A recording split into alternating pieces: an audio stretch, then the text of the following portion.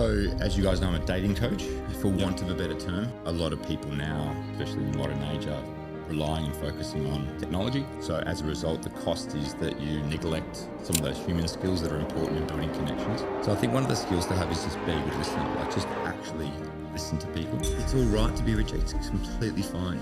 Socialise with everyone, talk to everyone, guys, girls, old people, young people, couples, compliment people. Hey man, nice shoes. Yeah, nice dog. What kind of dog? Can I pat your dog? Whatever. Yes, welcome to a new episode of the podcast Muscle Up. This is already the second episode of this season. Mm-hmm. Thanks to all the listeners for your support. Don't forget to follow us on Spotify, as only about 15% of you guys are following us. So for the ones who don't, follow us on Spotify so you don't miss the next episode. And I would say let's start. My name is Chimpy Stoner, by the way. My name is Mees Jansen, and we are together with Joe. Joe Nero. Joe Nero. Joe Nero. So I'm the second cab off the rank. Yes. It's an honor. Nice. How are you today? Excellent. Yeah, very, very good. So when did I speak to you guys? Only a couple of days ago. Yesterday. Actually. Yeah, it's interesting how you guys have. So part of what I teach, and obviously I'll go into that soon, but part of what I teach is social skills, social awareness, social acuity, understanding body language, understanding people's energy. And when I met you guys, I knew straight away you guys were, on the ball and good energy, very positive. So I think that's why we vibed, and it's a hard skill to teach guys that. It's the holy grail, I coach guys, for want of a better term, in a dating arena. So how to become more attractive, how to become more marketable, how to become best versions of themselves, and a lot of it is around energy and bringing the right vibe, operating at the right frequency. But some guys have that naturally, like you guys do. Although we can always level up, everyone can level up. And some guys need to have some guidance and have certain things dialed up and dialed down. So, but you guys have it. Thanks. So thanks. Congrats. Nice to hear. Such a young age. It's nice to hear. And what are you guys? 21? I'm 21. I'm 23. Yeah, 21 and 23, man. Like, I've got clients who are that age, probably a little bit older, and some who just have no way of knowing how to navigate through this world, even just socially. So, kudos for you guys. Whatever you've done up until now has worked. So keep going. Thanks. How are you doing? I'm doing great. Yeah. This morning we've had a bit of a community run. Was nice. Was a run as in like jogging? Yeah. Oh yeah. 5Ks. What time does that start? 6:30. 6:30. Get up 4:45. No, 5:45. Yeah. So early mornings, but I like that. How are you doing? Yeah, pretty good. Like you said, we had a run this morning. Tonight we're gonna climb a mountain. We've got a podcast now. Maybe leg day today. And leg day and mountain. Yeah, it's not and running. Is that the mountain where you wake up at like 2 and then you walk up the mountain for the sunset? Yeah, that's the Mount Agung. That's the highest one. I've done that last week. How was it? It was tough, very tough. We've hiked for 13 hours straight. It's about 6 to 7 hours up and 6 to 7 hours down. Did you get a sunset? Sunrise. Sunrise. Yeah. So we started hiking at around 11 p.m. And then we finished at, I think, about, 10 a.m., something like that. The people that I've spoken to that have done that, like when I asked them if it was enjoyable, they went, I'm never fucking doing it again. Afterwards, like, so what was good? They go, well, we're supposed to have a sunrise, but there was no sunrise because it was cloudy or it was raining. And I'm like, so you walked all those hours just for that? They go, yeah, I never, ever again. Like, I think I've spoken to one person out of 10 that like really, really enjoyed it. I enjoyed it as well. Yeah? Okay. Yeah, I did it. It was tough, but I did enjoy it. Yeah. For me, it was 2 years ago, but I had a really nice sunrise. It was above the clouds. We had coffee on the top. Yeah, it was great. What's the name of the mountain you're doing? Mount Agung.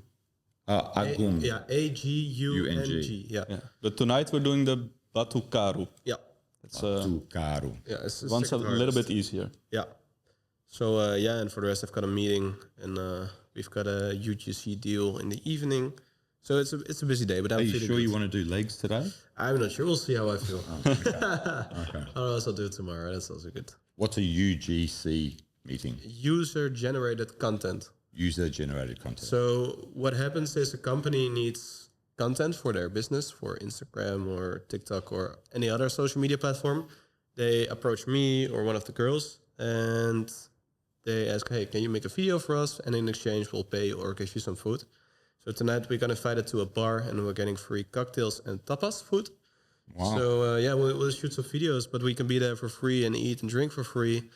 So yeah, that's really nice. It's do they know what they're dealing with? They're dealing with some Dutch people who can drink alcohol like water. I don't, man. No? I don't drink a lot. I almost never drink, and when I have 2 drinks, I'm already like gone. Steph's laughing in the corner. Does he do all the drinking for you guys? Yeah. Definitely.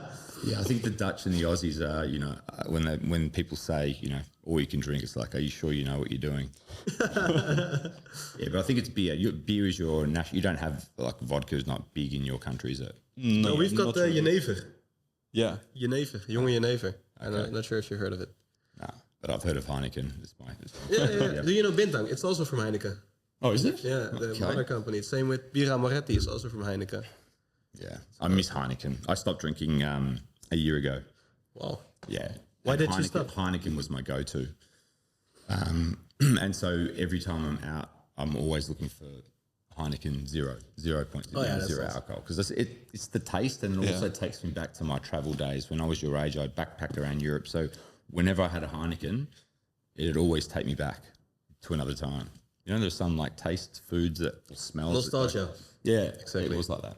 Yeah. So that's what I miss. I mean, I don't miss the after, the not that I've got big hangovers, but I think alcohol can, wreak havoc on the brain, on your mindset, on your vitality, energy levels. So yeah, I stopped because I just found that I had alcohol in my system for 30 years. Yeah. So I was always having a Heineken, like 1 or 2 a day, every day, for all my adult life.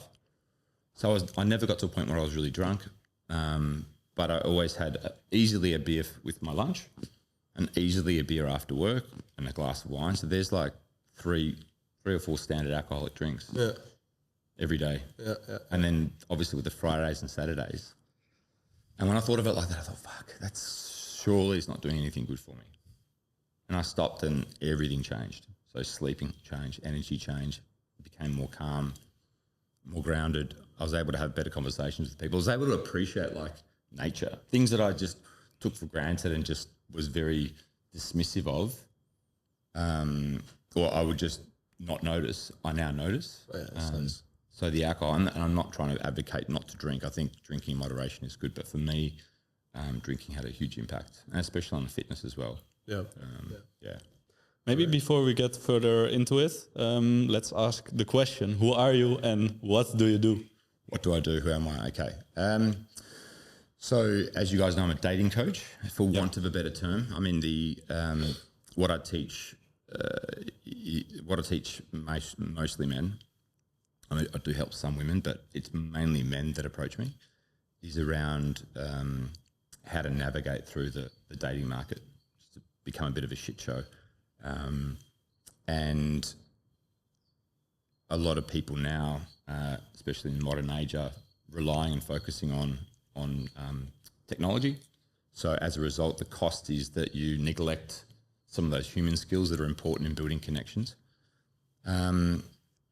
And if you neglect those long enough, like anything, like, you guys, obviously we go to the same gym. If you stop working out, you stop activating that muscle, it stops growing, it stops being used, and all of a sudden you have to start again, this sort of stop and start. It's not good for muscle growth and health. So it needs to be, the social side needs to be constantly used. And a lot of people just don't use it, and they never use it. And then they turn 30, they spend all their time focusing on money and their business and getting ahead financially, becoming financially free. And then they realize they don't have much going socially, or they don't have a significant other, and they don't know how to make it happen. So someone like me comes in and helps them build those skills, build confidence, build self-esteem, build emotional resilience, become comfortable with things like rejection, which is a very, very big one. So that's around, mental fortitude, becoming resilient, developing a thick skin, because rejection is all part of it. Whether you're starting a podcast, a business, starting a relationship, approaching people, even friends, there's always going to be an element of rejection. So a lot of guys just can't get their head around that. So that's one of my focuses as well. So essentially, in another way to describe what I do is I teach guys how to build a skill set associated with cold approach without alcohol.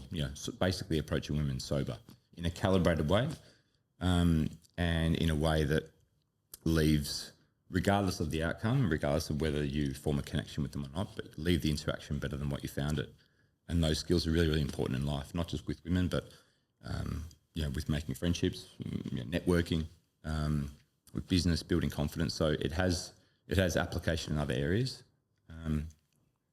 So that's what I do, and it's a growing market, for better or for worse. I mean, it's good in the sense that it's good for business because a lot of guys need help, and there are guys like me that can help them, but not so good in the sense that we don't want 35-year-old men who can't connect the dots socially and don't have the emotional intelligence to understand social dynamics and read social cues and understand body language, understand how to read the room. Misreading things is a big one. We want guys by that age to be able to, have it kind of sorted out and worked out. So I guess it's bad for society that we've got so many guys that can't connect the dots. But yeah, again, it's good for. I was going to say it's good for business, but I probably shouldn't focus on that. I should probably focus on the fact that, there are a lot of guys that need help. And with AI and technology, as it's growing, it's becoming a bigger and bigger issue because it's so easy now, right? Like I even marvel at the fact that, the chat GBT can come up with all the answers. Mm-hmm. You still need that human element. Like it'll never replace the human element, the human connection. True. Yeah. How did you? I hope. But and sorry, you were going to ask something? Yeah, I was wondering, how did you run into this field of work? Because it doesn't come up like that, I think. It's a good question. I was always an introvert, so wow. I'll go back to the very beginning. I think, and I gave this some thought recently because someone asked me, and I really had to think hard. As a kid, I was bullied. Like, in school I was bullied. I was an overweight kid, and so I'd spend a lot of time, during recess periods and lunch on my own. This is like, I think as a 11, 12, 13-year-old kid. So I didn't have a lot of friends when I was young. Very, very shy, very introverted.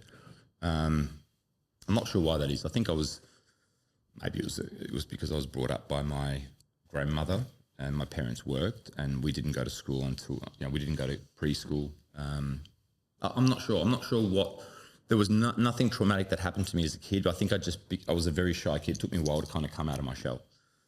As a result, I was an easy target for some kids in school. And I think the bullying helped me.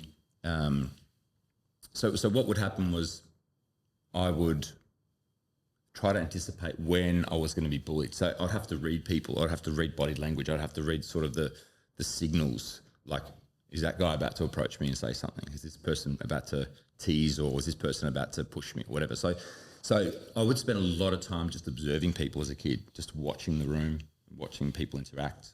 And so, there's a silver lining to every cloud, as they say. I mean, I didn't see that until much later, until my adult years. But looking back, I think that was the sort of turning point where I observed people's behaviours and in anticipation of being bullied. Then I found it really fascinating learning about people and about how people connect and interact, because when I saw people like enjoying themselves in school and lunchtime and recess in social settings, I really wanted that. So I just observe it. And then I sort of, and then I went down this path of extroversion where I became this sort of class clown, you know, where I compensated for being a shy kid and being timid. I just went other end of the spectrum, and that got me into all sorts of trouble. It got me into a lot of fights, and it got me expelled from school, and I got into a lot of, you know, I went down, you know, petty crime, partly when I was like 13 or 14 years old. So I went from one end to the other, and made a lot of mistakes along the way. And I think by the time I hit maybe 2021, I started fine-tuning some of the social skills just through the sheer amount of repetitions and awkward moments that I had. And, yeah, just always interacted with people. I think that was the key. I'd always find people interesting, and whatever chance I had to interact and learn something new about someone, I would. So I went down, you know, a sales path, then which meant that I had to deal with a lot of people. Then I went down this sort of learning and development path. So I would train. So this is you know, going back in my 30s or going forward into my 30s now, where I would train people, executives who are very technically proficient in the soft skills. So how to build influence, how to negotiate, how to build rapport, how to build trust. How to communicate, present their ideas and their thoughts, because a lot of these guys have a high IQ, but they needed those softer skills to build relationships with other parts of the business. So that's the sort of area I went down. And then a few guys outside of the professional arena said, look, can you help me out with X, Y, and Z socially? How would I approach this particular person or this particular scenario with this group? And so I started doing that on the side, and I found it a lot more interesting, a lot more rewarding. And I didn't know how to, and that's when I realised I wanted to focus on that, because it was a lot more rewarding helping someone build their sort of social acuity and social awareness, building their social skills, and as a result, confidence, self-esteem. So I reached out to some coaches online who were doing this professionally, and I said, you know, I want to be a part of it. You know, how do I get involved? And they started referring me clients. I got good feedback. I started getting referrals, and yeah, I've been doing this for about 7 or 8 years, and it's, I mean, I would do it for free. I love doing it, but it so happens that I get paid for it. I get paid well, and it's been my main source of income for the last couple of years. But it's something that that is extremely rewarding when you see someone go from, you know, an introvert, which is what I was, and someone slowly start to come out of their shell, realise that rejection is okay, realise that they can make some social mistakes, you know, I basically say don't be afraid of getting into a little bit of social trouble, you know, take some chances, take some social chances, and seeing someone actually come out of their shell and spread their wings a little bit, and then actually come back to me with, you know, different person, you know, body language, body's straight, they communicate, they project their voice, they're able to command presence, they're able to hold court with a group of people, whereas when they came to me, they were just, you know, very meek, you know, hunched over. I can't explain in words like how rewarding that is. And because I'm very emotionally attuned to people, a lot of the times when I'm coaching guys, I feel that I've got a lot of skin in the game as well. Like I feel their highs and feel their lows. So when they come to me with, you know, these results, and I see them I see them transform before my eyes, it's something to behold. And it's something that, you know, I'm trying to do now on a larger scale. That's nice. If you go back to like the period where you were in your shell, like more introverted, could you take us to the moment that you became more extroverted and yeah, a little bit came out of that shell? How did you do that? That's a good question. I'm not sure if there was a moment. I think it was when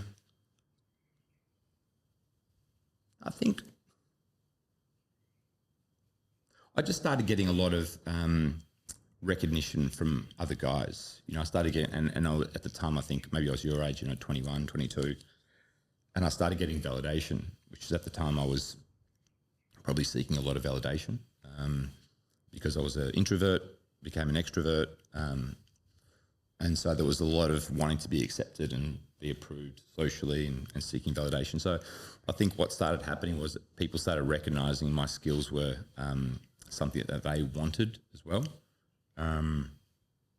And when I started getting that sort of recognition, I started doing it more and more and more. It almost spurred me on. I don't think there was a point where I don't think I can pinpoint an actual moment where I went from introversion to extroversion. It was a process. Yeah, it's a process. It's a bit like, if you hit the gym, right, you guys are in good shape. At what point did you go from out of shape to in shape? It happens very gradually, and you can't really pinpoint. It was on August 21st, 2023. You see it, and you start seeing results, and it spurs you on even more. But it was a gradual process, and for me, it was just about not being afraid. I was very, very tired of being an introvert. It didn't work for me. I was tired of having no social circle, of being bullied and almost being ostracised.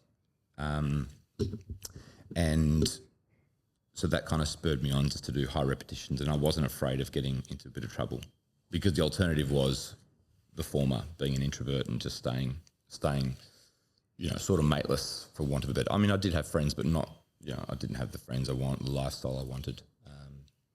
So, yeah, high repetition, having some courage, having some balls to do things socially, and not being afraid of the, whatever happened. As long as you do things within the guidelines and not do anything sort of illegal and hurt anyone, then I think, and that's what I teach to guys. Like, the worst that can happen is someone says no, or piss off, or not interested, or go away. That's the worst. And police aren't going to come. No one's going to kick you out of a venue. The father's not going to come with a shotgun and say, hey, you shouldn't be talking to my daughter. Like, so the worst that can happen is really, it's not that bad. And I quickly realised that as a young adult, and I just kept going. I heard you back in the story talking about the fact that you start fine-tuning certain social skills. What social skills do you think are important to get more confident and be more comfortable in social settings? For example, if a guy is shy and he wants to go out there, but he doesn't know how, but what things does he have to develop or fine-tune, you think? I think a lot of shy people are in their own head, so they're always ruminating. They're always thinking about how not to look a certain way. They want to. So what happens as a result of that is you're not present. You're present in your head, or you're present just for yourself, but you're not present to the world around you. And as a result of that, your listening skills probably drop off. You don't observe the world around you. You're not reading people. So I think one of the skills to have is just be a good listener, like just actually listen to people. And what happens is when people feel that you're a good listener, they open up to you more, they communicate more. And as a result, you're getting that positive feedback, and you feel more confident that you're having a real interaction. So I think listening is really, really important. Being an active listener, so repeating things back that you hear. Asking open-ended questions as well. And just practicing having conversations, practicing, sticking on a particular thread of conversation and just going deeper into it. So I think the biggest thing is really listening to people and observing people, and also understanding body language, understanding social cues, understanding the person you're speaking to or the people around you. What does their body language mean? Understanding people that are disengaged, or people who are engaged, or people that look like they might be available, not available in the sense of their single status, but available in the sense that, are they socially available? Do they look like are they approachable? Are they open to the world? Are they open to the world around them, or are they very closed? Understanding those, a lot of guys struggle with that because they're so inward. So I think just to bring it back to your original question and just to simplify it, so listening is really important. So listening to people, practicing conversational skills, particularly around open-ended questions, and sometimes just sitting back and observing what good interactions look like. You need to really go granular and find out what it is about people that makes them tick. What does good body language look like? Open, closed. They're really, really good starting points. Obviously, there's a whole area. There's a very large skill set there, but they're pretty good starting points. Listening, asking good questions, and observing body language. Yeah, I feel like nowadays there's set an example of how you should look like and things you have to do about your appearance. Well, the first thing I noticed when I saw you is that you were in good shape. You've got a lot of tattoos, and you take care of yourself. Do you think it is necessary to approach people, or do you think it has a certain influence? Hang on, ask that again. Do I think it's necessary to approach people? Yeah, to look like a certain way or to be in shape, or what do you think looks have to do with social skills? Oh, okay. How is it related? Let's just say Sure. that. Okay. Well,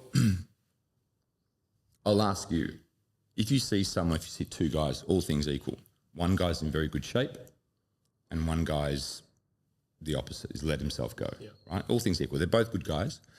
What do you think the guy in shape, what sort of things come to mind for you? What does it telegraph to you about that particular guy who's in shape? And give me some of the characteristics and some of the attributes that he might have. Yeah, well, it's at a certain point, I think, prejudgmental, but I think he is dedicated because he gets in good shape and he invests time and effort in it. Yep. He takes care of himself, which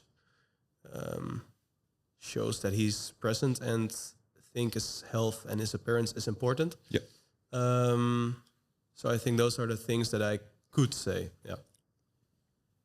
So when you see someone in shape, yeah, you're right. So you said someone is most likely, and we're always going down the path of like on the balance of probability. Yeah, sure, he might be a wanker. Yes, he might take steroids. Yes, he might be an absolute arsehole and he might treat people poorly, of course. But the other side of that is that on the balance of probability, he's dedicated to whatever he's doing. He's committed to his particular goal of being fit and healthy. He presents well, so he's got respect for himself, and which in turn might mean that he's got respect for other people as well. So self-respect is a really important one. He's goal-oriented, so it telegraphs to someone, this is someone who's put some goals aside, or he's put down some goals and is achieving them by way of his health and fitness. He's probably someone who is comfortable with being uncomfortable. It's not always easy going to the gym, as you know. Sometimes you don't feel like doing it, but you do it anyway. So there is someone who has overcome maybe some pain. He's enduring pain at the gym as well, because you have to like tear your muscles. You've got to sweat. You've got to toil. You've got to do it sometimes you don't feel like doing it. So these are really attractive attributes to have, not just in the dating market, but also, garnering respect from other men as well. And I think it telegraphs a lot about the person. I think all things equal, yes, that guy, the guy out of shape, yeah, most likely he's a couch potato. Most likely he doesn't care about how he appears. Most likely there's an element of like, for want of a better term, one is a winner, the other one might be not a loser, but someone who's just like, whatever, I would rather eat pizza and, sit on the couch and watch TV. Now, that's not to say that he doesn't have some sort of eating disorder, or maybe he is someone who has some, mental disorder. I don't know. But on the balance of probability, unfortunately, we are human and we judge. But someone in shape does telegraph these attributes, and that's why it's important. I say to guys, if one of my clients is out of shape, I'd say, yes, we can certainly learn all these social skills and learn how to become more resilient and build emotional intelligence. But we also need to, you also need to, basically going back to what I was saying about me having skin in the game, sometimes I refer to me and my client as we, but it's him. You need to take care of yourself because you need to project a very positive image. People need to see that, you are disciplined, you are dedicated, you have commitment, you're achieving your goals. Because also a healthy body, what does that do to your mind? Exactly. So there are so many benefits from exercising, but yes, we're obviously living in a very material, superficial. Unfortunately, for better or for worse, people are focusing on appearance as well. It wasn't like this 20 years ago. I'm 47. So I've seen what it was like. When I was your age, we didn't have any of this, right? So 23, 21, what's that? 24 years ago, that's 2001. when did Facebook and all that come out? Was that 2007? I think something like that. So for many, many years, and even like, I've started doing all this stuff, interacting with people when I was at a young age. So from 18 until for 10 years, I saw, what it was like without technology. It was a very, very different time. But now you need to be on top of your game as a man. Yes, women have their own sort of challenges and they they've got their advantages, at certain periods of their life, but they've also got their challenges as well as they get a bit older. Men the same. I think just on this topic here, men and women, people always ask me, who's got it better, men or women? I think they're pretty much equal. Women have got their sort of pick of the litter when they're younger. They can, as a 21-year-old guy, trying to win the heart of a 21-year-old girl, beautiful young girl in her prime, when she's got many suitors from all over the world, different ages, different sort of financial statuses. It's very hard to compete against that. But you'll find as you get older, once you go past 30, men tend to develop and they age more gracefully, they become more attractive. Whereas women happens much younger. So men and women tend to have their peaks at different times. But today, I think right now for men, it's very challenging. So you can't just focus on your character. You need to focus on the way you appear, on your status. Focusing on your purpose, making sure that you've got some sort of mission that you're working towards. People need to see that you are focused on something else aside from women, and aside from just being social. So social status, having some money in the bank, looking good, having the social skills, having friends, having basically all these key pillars. It's a big undertaking for men, and I understand why a lot of men find it so overwhelming, and they just go, you know what, fuck it, I'm just going to focus on my business, and then they get ahead financially. They become independent. They achieve their goals. They achieve all their goals, and I've got some very, very uber successful clients. But then they wake up one day, they're 40, whatever, and they go, fuck, where's my beautiful wife? Where's my significant other? Where's my family? Why is it not happening for me? So, and they've neglected all these other parts like health and fitness. But yeah, to answer your question in a very long-winded way, it is really important. And not just for being marketable to the other sex, it's also for yourself. Because, as you guys know, you go to the gym. When you go to the gym, you feel better. You just feel better. You feel better. You release endorphins. You feel like you've done something, you've accomplished something for the day. And then what happens to your mindset is that you're much better equipped to go out and socialize with people. You've maybe released some anger, some tension, some frustration. You can't not operate from a high frequency once you've done a really good workout. It's almost impossible.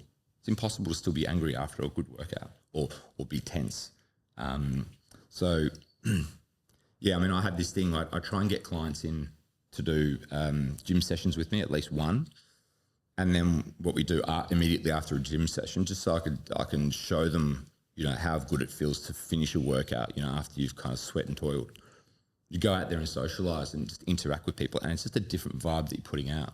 And a lot of guys, when they see that, they realize the importance of exercising. It's not just for the body, but it's also for the mindset. It clears the mind, and it just gives you a lot more confidence. Almost everything else becomes a sort of blur. You're just so into your masculine energy, and it's all positive. Granted, that feeling does go away over time, but that sort of, I don't know if you guys can attest this, but after you finish a really good workout, there's sort of this half an hour, 20-minute period where you just feel like invincible, and you're just positive. It's really positive, and you get to interact with people. You're giving off good vibes. People will probably tell you, gee, Mace and Jim. Yeah. You guys have got really good energy, or you've got a really good vibe about you, and it's because you probably released some good energy and good endorphins in the gym. And that the ideal scenario is to maintain that as much as possible, and to stretch that out, not just after a workout. So what you're doing is you're taking a client to the gym, not just for the gym, but so that they can experience that confidence afterwards. Yeah. And with that you hope to flip a switch within and say, oh, it's possible. And it's not just a motivational thing for approaching people, but also getting in shape or doing something about yourself. I think they take two things in one. You know, It's well explained. Yeah. Wow. So it activates. It's almost it almost activates something in them that for so long has been dormant. Like, because I'm very positive in the gym and I enjoy helping people, and sometimes my energy, or I hope my energy, rubs off on them when they're with me, and I know it does. And a lot of the times when I'm with a client, they'll say things like, I just feel so much better, like being in the gym and being around positive people and high energy. And the downside is that when I'm out of the picture, well, the challenge for them is to maintain that. But the downside is that when you remove yourself, they can default back to their their default emotional state. But a lot of the times you just got to keep training people they've got to train themselves and to get out of that emotional state, or whatever their default is. But yeah, the gym it's a really good point. Yeah, there's a switch that's flipped when they're in the gym, because they realize it's not just about working out, but they just feel good. And then I try and inject some positivity, and I try and draw parallels and analogies, when we're working out and talking and doing the exercises. And sometimes they have these little breakthrough moments, and then when we finish a workout, we go out and we just socialize with everyone, and they see how it's done. Yeah. But yeah, the gym is super important. It's one of the first things I say to people. If they don't work out, I'm just like, before you do anything, fucking join a gym. Get a program, get a trainer, let them show you how to do it, and just hit it. And even when you don't feel like doing it, do it 5 days a week. Just get a program, do it. That's like one of your key pillars or key foundations. If you don't have it, you can't build your house if you've got poor foundations. You can't build your social frame and your confidence if you don't have the basics. And I think things like gym, exercise, eating well, because the food does affect the mindset and the psychology. Making sure that you've got hobbies and things that you're doing outside of, not just working, but also things that interest you, that keep you sort of passionate and engaged. So all these things actually contribute to your inner game. And then when you communicate with people, people can feel that energy. So yes, it's not just game. It's not just the one-liners that we teach. I mean, we can do that, but it's just a Band-Aid solution, to a very, very big wound. We try to go a bit deeper and holistic. That's good. Do you think it has to be the gym, or could it be another different sport as well? No, it can be martial arts. We also encourage martial arts, like how to defend yourself. And I think that's really important for guys. Yeah, so it doesn't have to be gym. It can be. Does it have to be gym? I think building muscle is important as well. I think if you're a skinny kid, I think, there's only so far that can take you. It sounds superficial to say it, yes, but on the balance of probability, if someone just is kind of skinny and scrawny and hasn't really taken care of themselves, can, from an evolutionary point of view, when you're picking a partner or a mate, can that person defend themselves in the face of adversity, And not that they have to in today's modern age, but we have a lot of hard wiring, or women have a lot of hard wiring for tens, hundreds of thousands of years. So this is all happening on a subconscious level. Someone needs to look like they can take care of themselves, that they're not going to they're not going to blow away in the wind. So to answer your question, is gym important? I think it is. Building muscle is important. Feeling strong is important. But yeah, I mean, calisthenics, Muay Thai, martial arts, cycling, exercise is important. Exercise, yeah. Exercise is important. But I think there are some things that are almost I mean, I would love to say to guys, just be yourself. Don't worry about the gym. Just focus on your character. People should love you for who you are. That's in the perfect world, but we don't live in that perfect world, right? Yeah, so there's an element of, you need to sort of play ball. You need to do what's required if you want to compete in this market, because like we're in Bali, like there are a lot of very well put together people here, women and men. And, you know, if you want to compete in this market and you want to do well in this market, you've got to kind of toe the line. You can't be so stubborn and resolute on what, no, they should like me for who I am. You know, it's like me saying, no, I'm not going to embrace technology. I'm not going to do the chat. I don't care about AI. I don't care about social media. I don't care about any of that. I'm still going to use the abacus. I'm still going to use the string and the can. Like you have to adapt or die. That's kind of the motto from the old days, from the Mesozoic Ice Age. You know, if you didn't adapt to your environment, you'd die. And it's probably an element of this here. So yeah, guys need to work out. Guys need to build muscle. Guys need to stay sort of competitive. They need to have an edge. Because if not, look who you're competing with. It's a fucking brutal market. It's the most competitive market there is. After the capital or financial markets. And you know, like I'm obviously much younger than me, but you've probably got enough experience to know how brutal people can be. And it's not that they're being sinister or not that there's nothing sort of nefarious about it. It's just the nature of human psychology. You know, it's all about survival. People need to find partners that are going to be appropriate for them. And as a result, they exhibit certain behaviours that can be sort of perceived as quite brutal and callous and devoid of emotion, and that's just the nature of the market. So, have to stay competitive, and one of those things is gym, lift heavy, get big, feel good, and yeah, I find that, you know, from gym, for me, that was my foundation. You know, getting into shape changed a lot of things for me. You know, for better or for worse, I started getting a lot more attention, respect, just a lot more positive interactions, a lot more opportunities socially. Yeah, is it fair that I got more than the guy that didn't go to the gym? Probably not, but just that's the way it is. So yeah, I think we both can relate to it. Yeah. I think also we are trying to develop ourselves always, trying to do the difficult things, going to the gym, develop ourselves socially, networking, taking ice baths. And we've got our reasons for that. But I'm curious, why do you think that's a good thing for men? Only for men or also women? Maybe also for women. Well, look, let's focus on men for the time being. So I think it's a good question. Why are all those things important? I think doing difficult things is important. You know, getting out of your comfort zone is just where there's a saying. I don't know if I'm butchering it, but you know, they say life starts or outside the comfort zone. The comfort zone is comfortable, right? It's warm and cozy. You're in your bed. You're not taking any sort of chances, but you're not getting any benefits, right? You're just status quo. Doing things like going to the gym, lifting heavy weights, breaking your muscle, repairing it, ice plunges, cold plunges, waking up early when you don't want to. Like, these are things that sort of callous your body, your mind. They build resilience, and if it's not going to kill you, it makes you stronger. Nietzsche. Yeah. Whatever kills you makes you stronger. So, and it builds character, and it allows you to build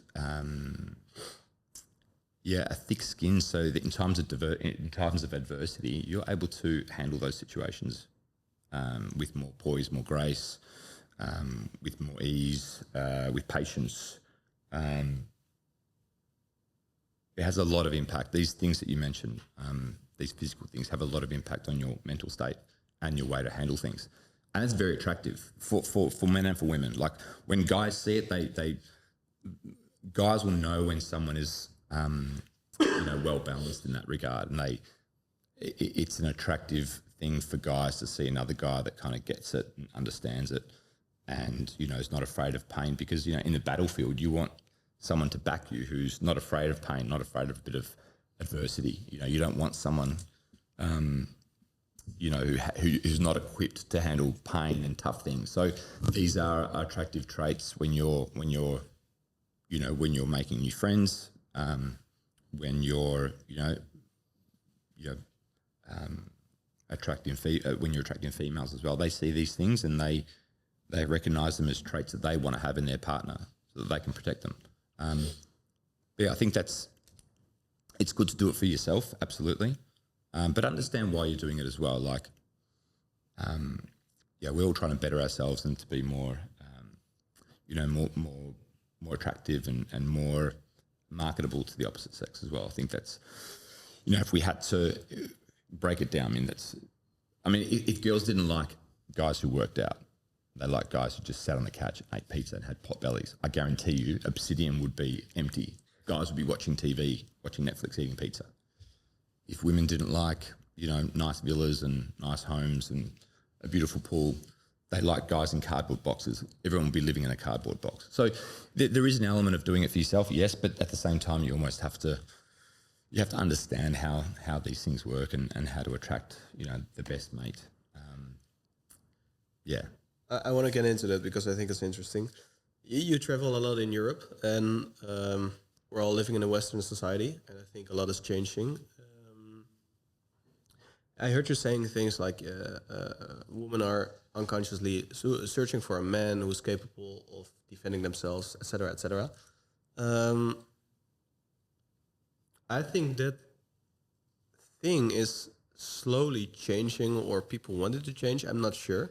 Recently, I'm a lot in Berlin, and I'm not sure if you've been there a lot, but Never been. It's a very inclusive city. Same with Amsterdam, and I don't want to get into the woke society or the LGBTQ discussion or anything, but what I see there, and that's just my observing, is that a lot of girls or guys are not looking for that or end up with people who are not focusing always on developing themselves or not looking for a guy that's in his masculine energy and capable of defending themselves. They're more looking for a soft guy because they think the masculine part is ugly. And I think in some Western societies that point of view is changing, even though it's our hardwired mind.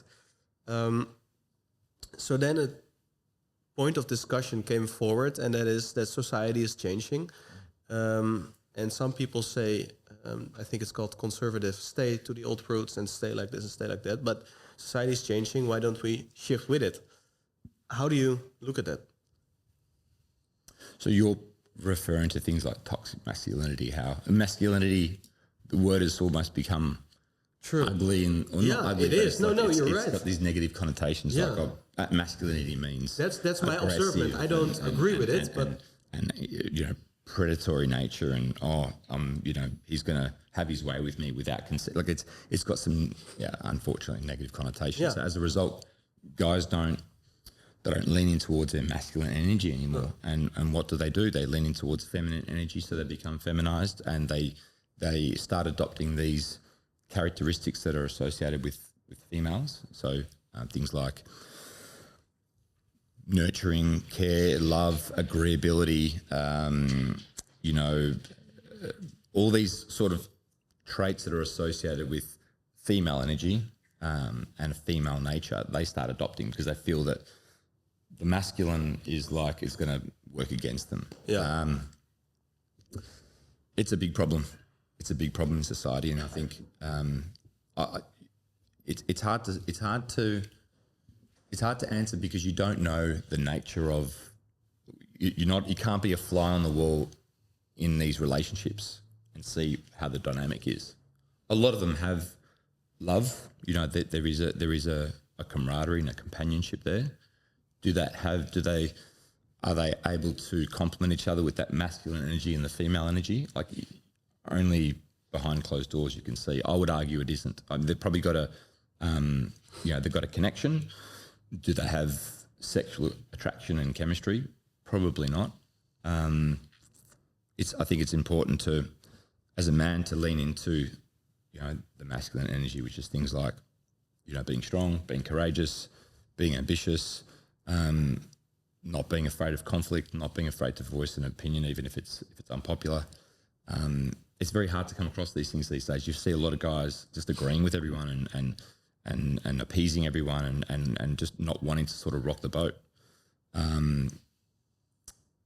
And a lot of guys are afraid of leaning into masculinity. It's something that I try to teach. I need to be careful about it, but you can still be masculine and still be very respectful of people and respectful of women. Yeah. But with women in particular, they will say things like, I want a caring and loving and nurturing and agreeable partner. They won't say things like, I want someone who's strong and dominant and ambitious. And I mean, yeah, they will, but they will probably soften that side because it's not popular and they're probably afraid of being shamed. So it's around watching what they do as opposed to what they say. So yeah, these things, yeah, it's a tough part of society to sort of navigate, and you do need to tread carefully, especially in places like Berlin and in the Western world.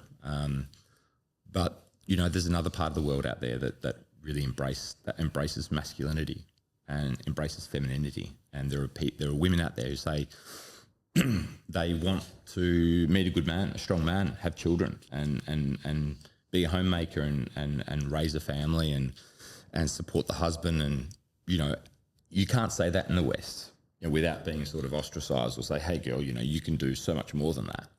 But these are women that lean into their feminine energy and they embrace men, and there are still parts of the world that are like that. Yeah. There are other parts that are complete opposite. So to summarize it, because I'm not sure if I understand you correctly, like you gave the example before, if girls would like guys living in a cardboard box and not in the villas, they would live in the cardboard box. So what do you think happens there is it looks like girls like guys who are not really in their masculine energy, but more in their feminine side. So the guys adapt to it. Yeah. Do you think that's what's going on? Hang on, repeat the question. So sorry, can you just repeat that? Yeah. So the example you gave. About the cardboard box. Yeah. Or guys sitting watching TV and Obsidian would be empty. Yeah. Girls in the Western world, especially in cities like Berlin, expect guys to be more in their feminine energy. So what happens is... Do they expect guys to be more... What do you mean they expect guys to be more in their feminine energy? Well, What does society say? Because Who's toxic masculinity is more dangerous nowadays, or it is a phrase that looks more dangerous. Yeah. You have to be very careful with saying that. And especially in those societies, girls would say, no, that's toxic masculinity. Guys would think, okay, I have to stay away with it because it doesn't do me any good. So they'll lean more in their feminine side because they expect... That's their choice. That's their choice. The girls aren't saying, and I know you're not saying that they're articulating this verbatim, but girls aren't saying lean into your feminine energy more. They're just saying they don't like the toxic masculinity traits. Exactly. Then guys will associate that with going complete other side. Yeah. Whereas what girls are actually saying, which they can't articulate, because again, this is all subcommunicated, it's done subconsciously. I still want a masculine man. Yeah. But just give me the good masculine. Yeah. Show me the good parts of being a man, and I'll guarantee you they will Definitely. that. Yeah, no, I agree. So, and then what happens is guys will go, okay, they do all this fear mongering. All right, well, I can't show that, so I'm going to go well the other end, because if they don't want that, I'm assuming they want the opposite of that. So the women don't want that, but they're stuck with it. They're like, okay, well, there are just these female men, there's these feminized men. I guarantee you, if you speak to the large breadth of women, they'll say men aren't men anymore. If you really go granular and go deep and you get them, alone, what do you want? I want someone who's masculine. Yeah, no, I want a man. yeah. But they'll say things like, yeah, men have just become like females, and as a result, because we can't find these masculine traits, we need to adopt them. So then you see women who work out, become strong, become ambitious, buy their third property, climb the corporate ladder, almost in the hope that they'll feel that these traits are going to attract a mate, a man who's like, so if she's got all the traits that maybe I have to bring the feminine energy. Like it is pretty fucked up. For want of a better expression, it's you see it in Australia, you see it in America, you see it in the UK, where men have the female role and a lot of females have the male role, and the traits are all sort of mismatched, or they're equal, or they're both bringing exactly the same to the table. Yeah, true. I do think that it's okay, or I'm not sure if you said it, but I want to clarify it. If women climb this ladder and lean more into the masculine side or build something for themselves, I completely support it. I think that's a good thing that society is switching towards that. But I also think that men have to be a man and lean into their masculine side. And I think exactly what you said. Okay, I'll stay away from that because they probably want that, and it's I think indeed that's what's happening. And what I also see is that now with the new age femininity, it's more men against women, or men do this, men do that, and I think it's going to be very dangerous, or it's not leaning towards the right direction. Could you agree with that? Do you see the same? Yeah, 100%. So I've got a lot of female friends my age or a bit younger. So I'm 47. I've got female friends who are in their early 40s, and they've had this sort of mindset of us versus them, and they're seemingly happy, climbing the ladder, achieving goals, being successful in their own right, and not needing a man to sort of compliment them. Because they've got their friendship circle. They've got people saying, you can do it on your own independently. There's a lot of support out there. You don't need children. You can freeze your eggs and they're fine. I guarantee you one day they wake up, and I've had these conversations with them because I have a lot of female friends. I think it's important to balance out, male and female friends. I used to be one that only had guy mates, but then I quickly realised that, it's always good to have females around. You get different insights, and they bring certain other values to the friendship table. So females always invariably say to me, why can't I meet a guy? Like, what's happened? Like, why I've got all these things going for me?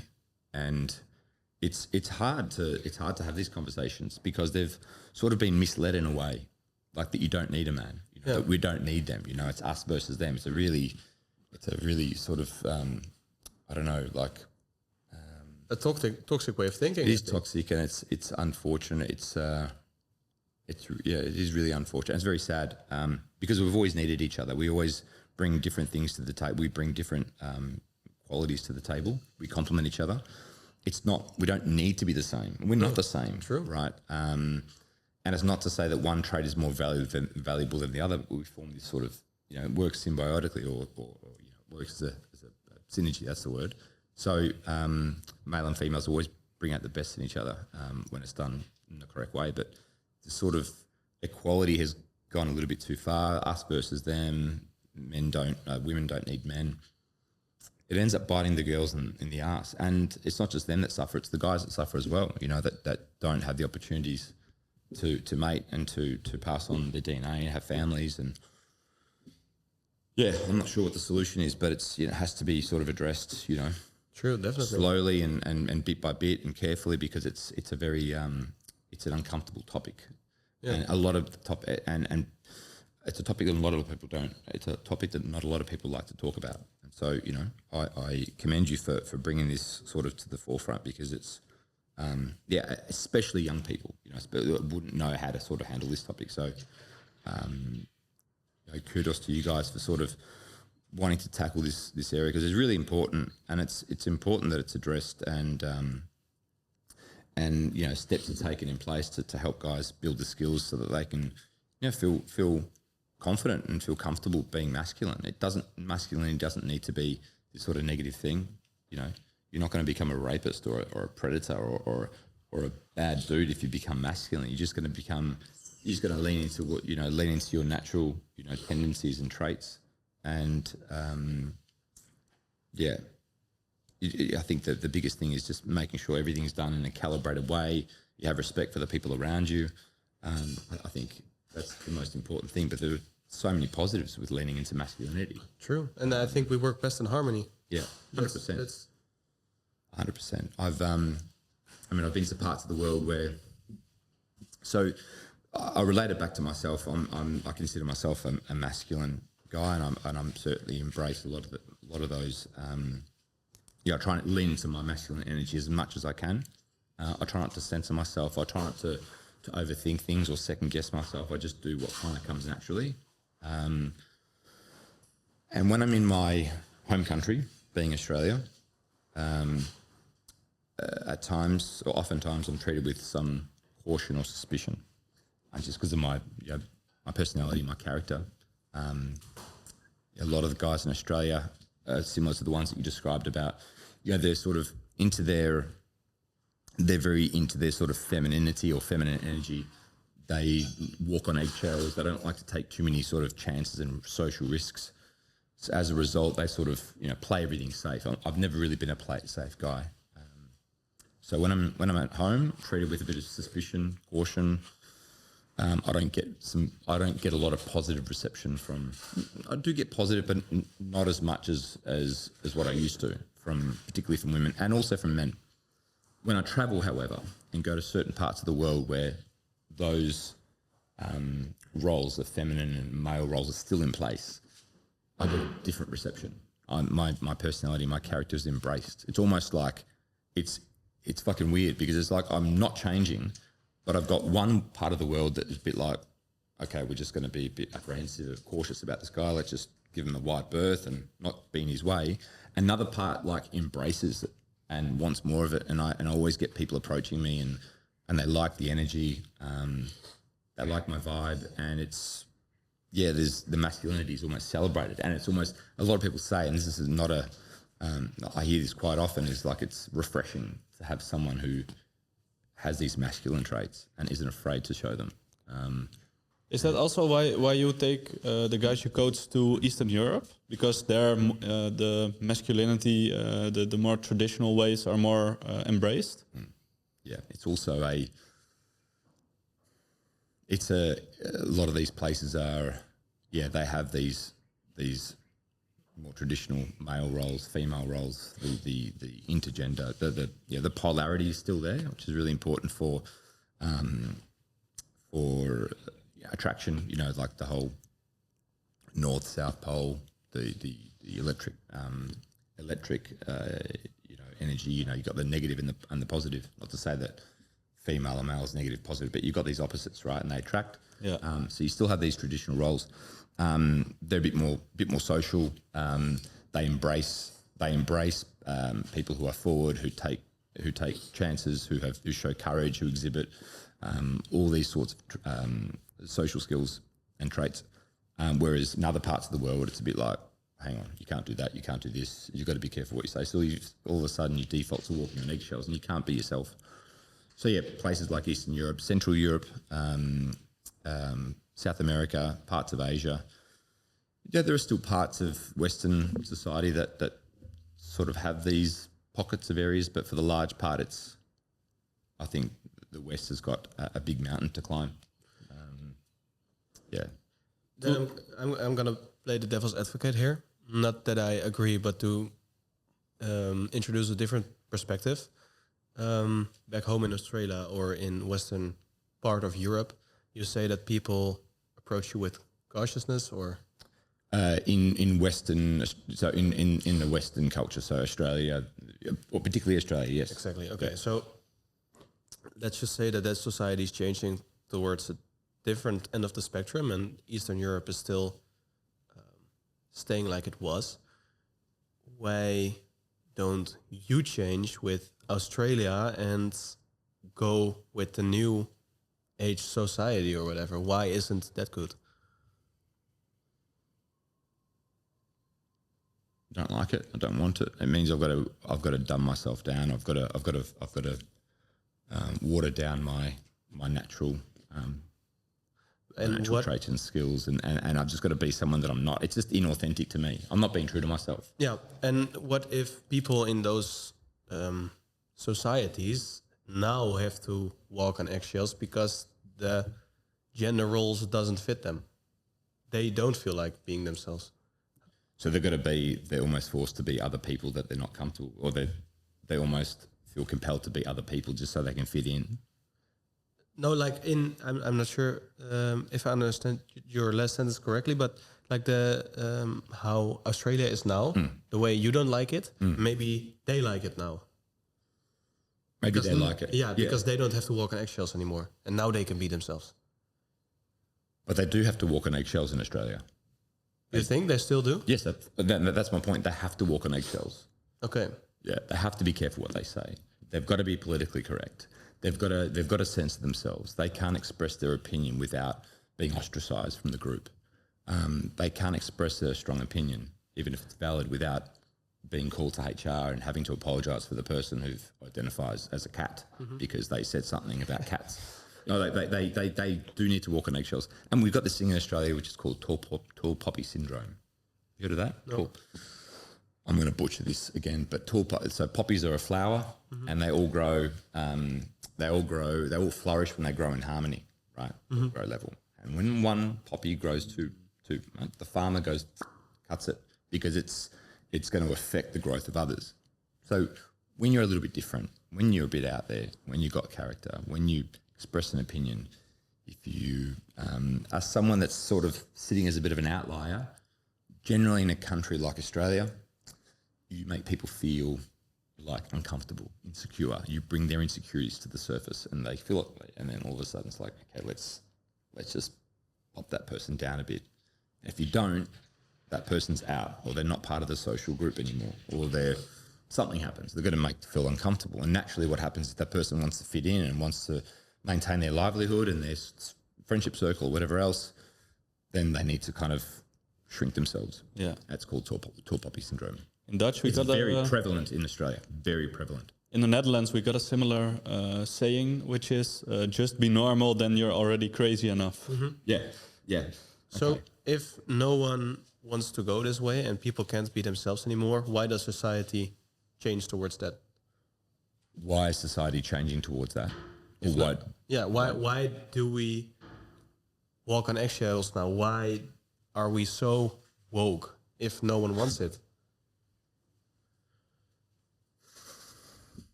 Feminism has played a big role. Feminism. I think it's gone. I think I'm all for feminism.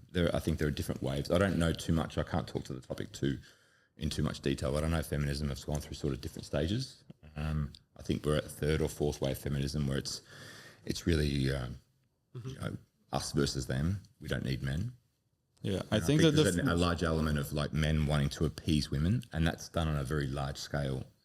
At the end of the day,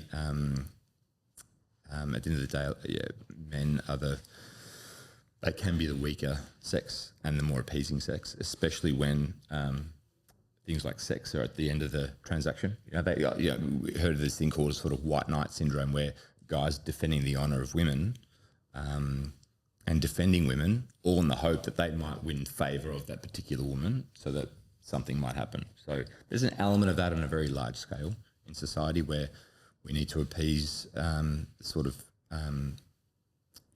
feminist. Because we want to keep harmony, right? So we don't want to rock the boat. So there's an element of just keeping the peace, and as a result, these things happen. Especially in rich societies where we've got a lot of time on our hands.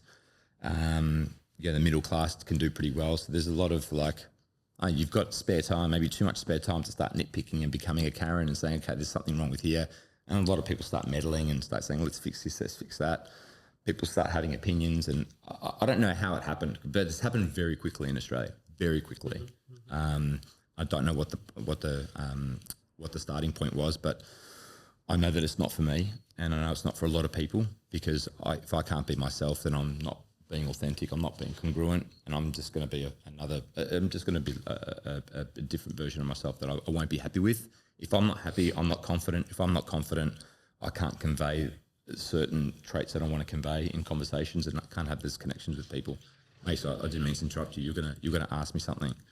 Please don't tell me you forgot. I was just gonna say about the different waves of feminism. I think that the first and also a bit of the second wave are more about equal rights for women, and I'm all for that. But now with the third or fourth wave, it's more an us versus them thing, and it's more become of a thing like we don't need men anymore, and I think that's becoming a bit dangerous. Yeah, it's tragic. It's tragic. It's I've got female friends. I've got brought up with grandmother, mother, two sisters. I've got several nieces. I'm all for equal rights and making sure that they have all the opportunities to flourish and to thrive in life. But at the same time, yeah, we all need each other, and now this whole empowerment and independence, independent of men, doing it without men, not needing a family, freezing your eggs, go down this path on your own. You can do it without the guy. It's like, it's tragic. It's sad. It's we need each other. Yeah, absolutely. And what happens? You kind of live these two separate lives.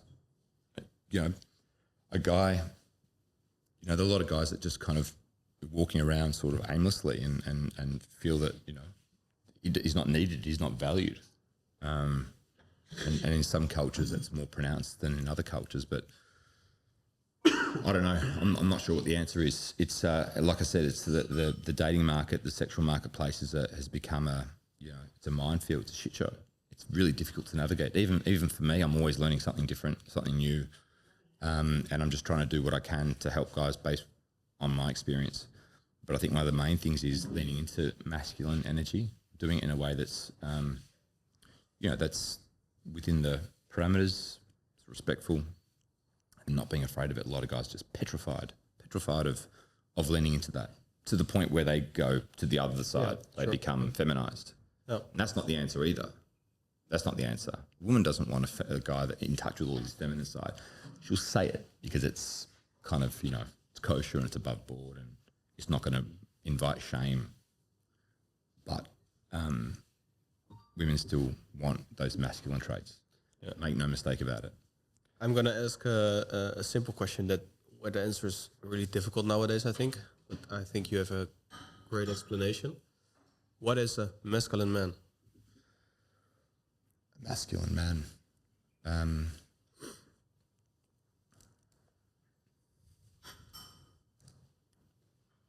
I think someone who has a very strong self-belief, has belief in his own values and is not afraid of expressing those values or those opinions, regardless of what people think, regardless of if he wins favour with anyone, regardless of the outcome. But you meet those people occasionally, and regardless of how they look, they could be that skinny guy that I described, that could be that out of shape guy, but his opinion and the way he carries himself and not afraid of what other people might think, I think that's an extremely masculine trait. And I think you will be very, very hard pressed finding those people in today's society. Very, very hard pressed, because now we're sort of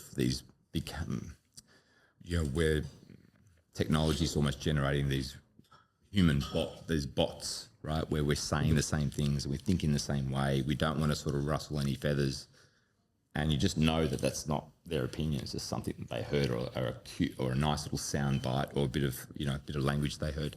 But yeah, I think expressing a strong opinion that he really believes in, and not being afraid of the fallout is a sign of a masculine man. Someone who is, that's probably the main thing for me. And obviously things like being ambitious, someone who is very much focused on their purpose, is a masculine trait, and everything else sort of becomes is sort of secondary. Obviously, family, children, these are their primary focus. But in terms of a mission or their purpose, they're so resolute and so on course that's something that is a strong masculine trait. But I think courage and not being afraid to express their opinion, and not being afraid of whatever happens as a result. And that could be, maybe a conversation, an argument, an altercation, something physical. But as long as they, know how to sort of defend their position, be it physically or verbally, Nowadays, addressing your feelings as a man is really brought up. We also share it in our podcast or personal page that. As in like vulnerability, not being vulnerable. Being vulnerable, and if there's something bothering you, you should share it with someone and talk about it. Yeah. But there are also people who are saying, no, as a man, you should carry it yourself and fix it yourself. And you have to protect and provide. How do you look against that?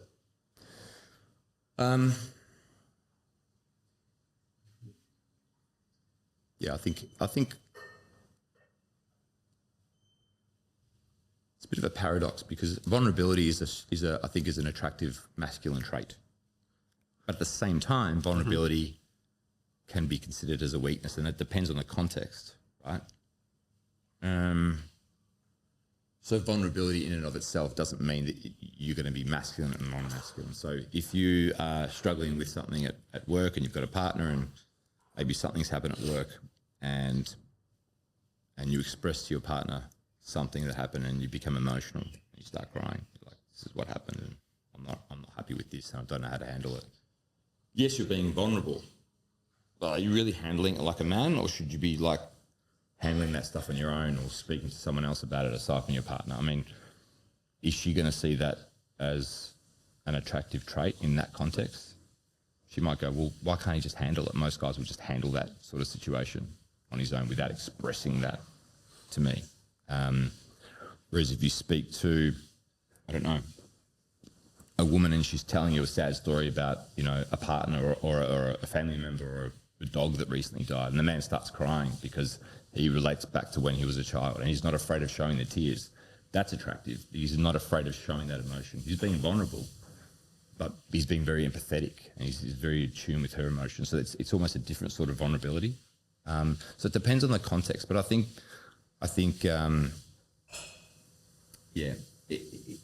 it's an interesting one because there are different schools of thought on the vulnerability side. Some of them will say they want a vulnerable man, but then the minute they see vulnerability, they're like, whoa, don't put this sort of, you know, emotion on me, like it's too much for me to handle. I want you to handle it like a man. So again, it comes down to there are certain things that are sort of said, and then there are certain things that are done. So watch what they do, not what they say. So I think you just need to be careful with when to show vulnerability. But I think it's important for guys to show vulnerability at the right times. Yeah. And I think you can do both as well. Like if something is happening in your life that's bothering you and you show your emotions by letting a tear out, but also showing that you are working on it, that you're working your ass on it and that you're really trying to improve yourself with it, I think that combination really is a masculine trait. 100%, because you're being resourceful, you're trying to come up with a solution, but you're also being honest with your emotions. True. 100%. And I think that's what misinterpreted nowadays, and that has brought up the toxic side as well. And I think it's dangerous. And I think it's dangerous because certain men, or especially young guys, have the idea that they can't show their tears because women would find it unattractive. But what they should have been taught is that you can show your tears and you can find something sad, but you also have to make it work for yourself, you know, finding a solution for yourself. I think that's the source. Yeah. Yeah, and I think vulnerability. There are many facets to it, and also being vulnerable with like putting your real intentions on the line. Like if you see a girl, for example, putting aside relationships, but if you are getting to know someone, or you're approaching someone, or you're courting someone, you know, being vulnerable could mean, you know, putting your real intentions out there. You know, taking a chance. You know, you're being vulnerable by telling them why you've approached them, by telling them what you think of them.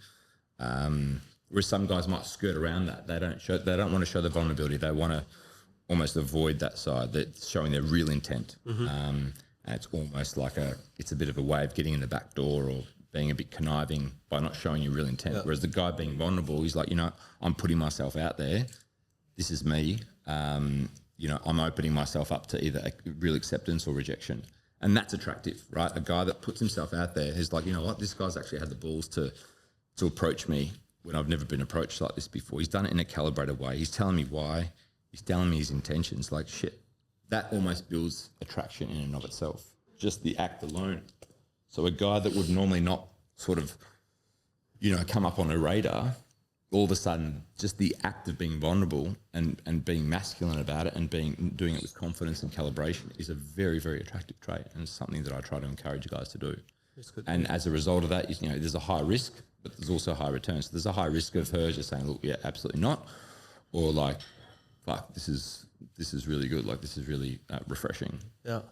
So again, it all comes down to context. But I think over time, eventually guys understand the right context to be vulnerable. But I think, yeah, if it's done correctly, it's a very attractive trait. And I think it's, if I had to say what, masculinity is, it would be, knowing when to be vulnerable, when to show emotion.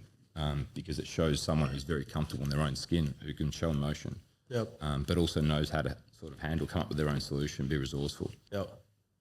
I'll let you ask questions if you have, because I can go on for ages. Can you?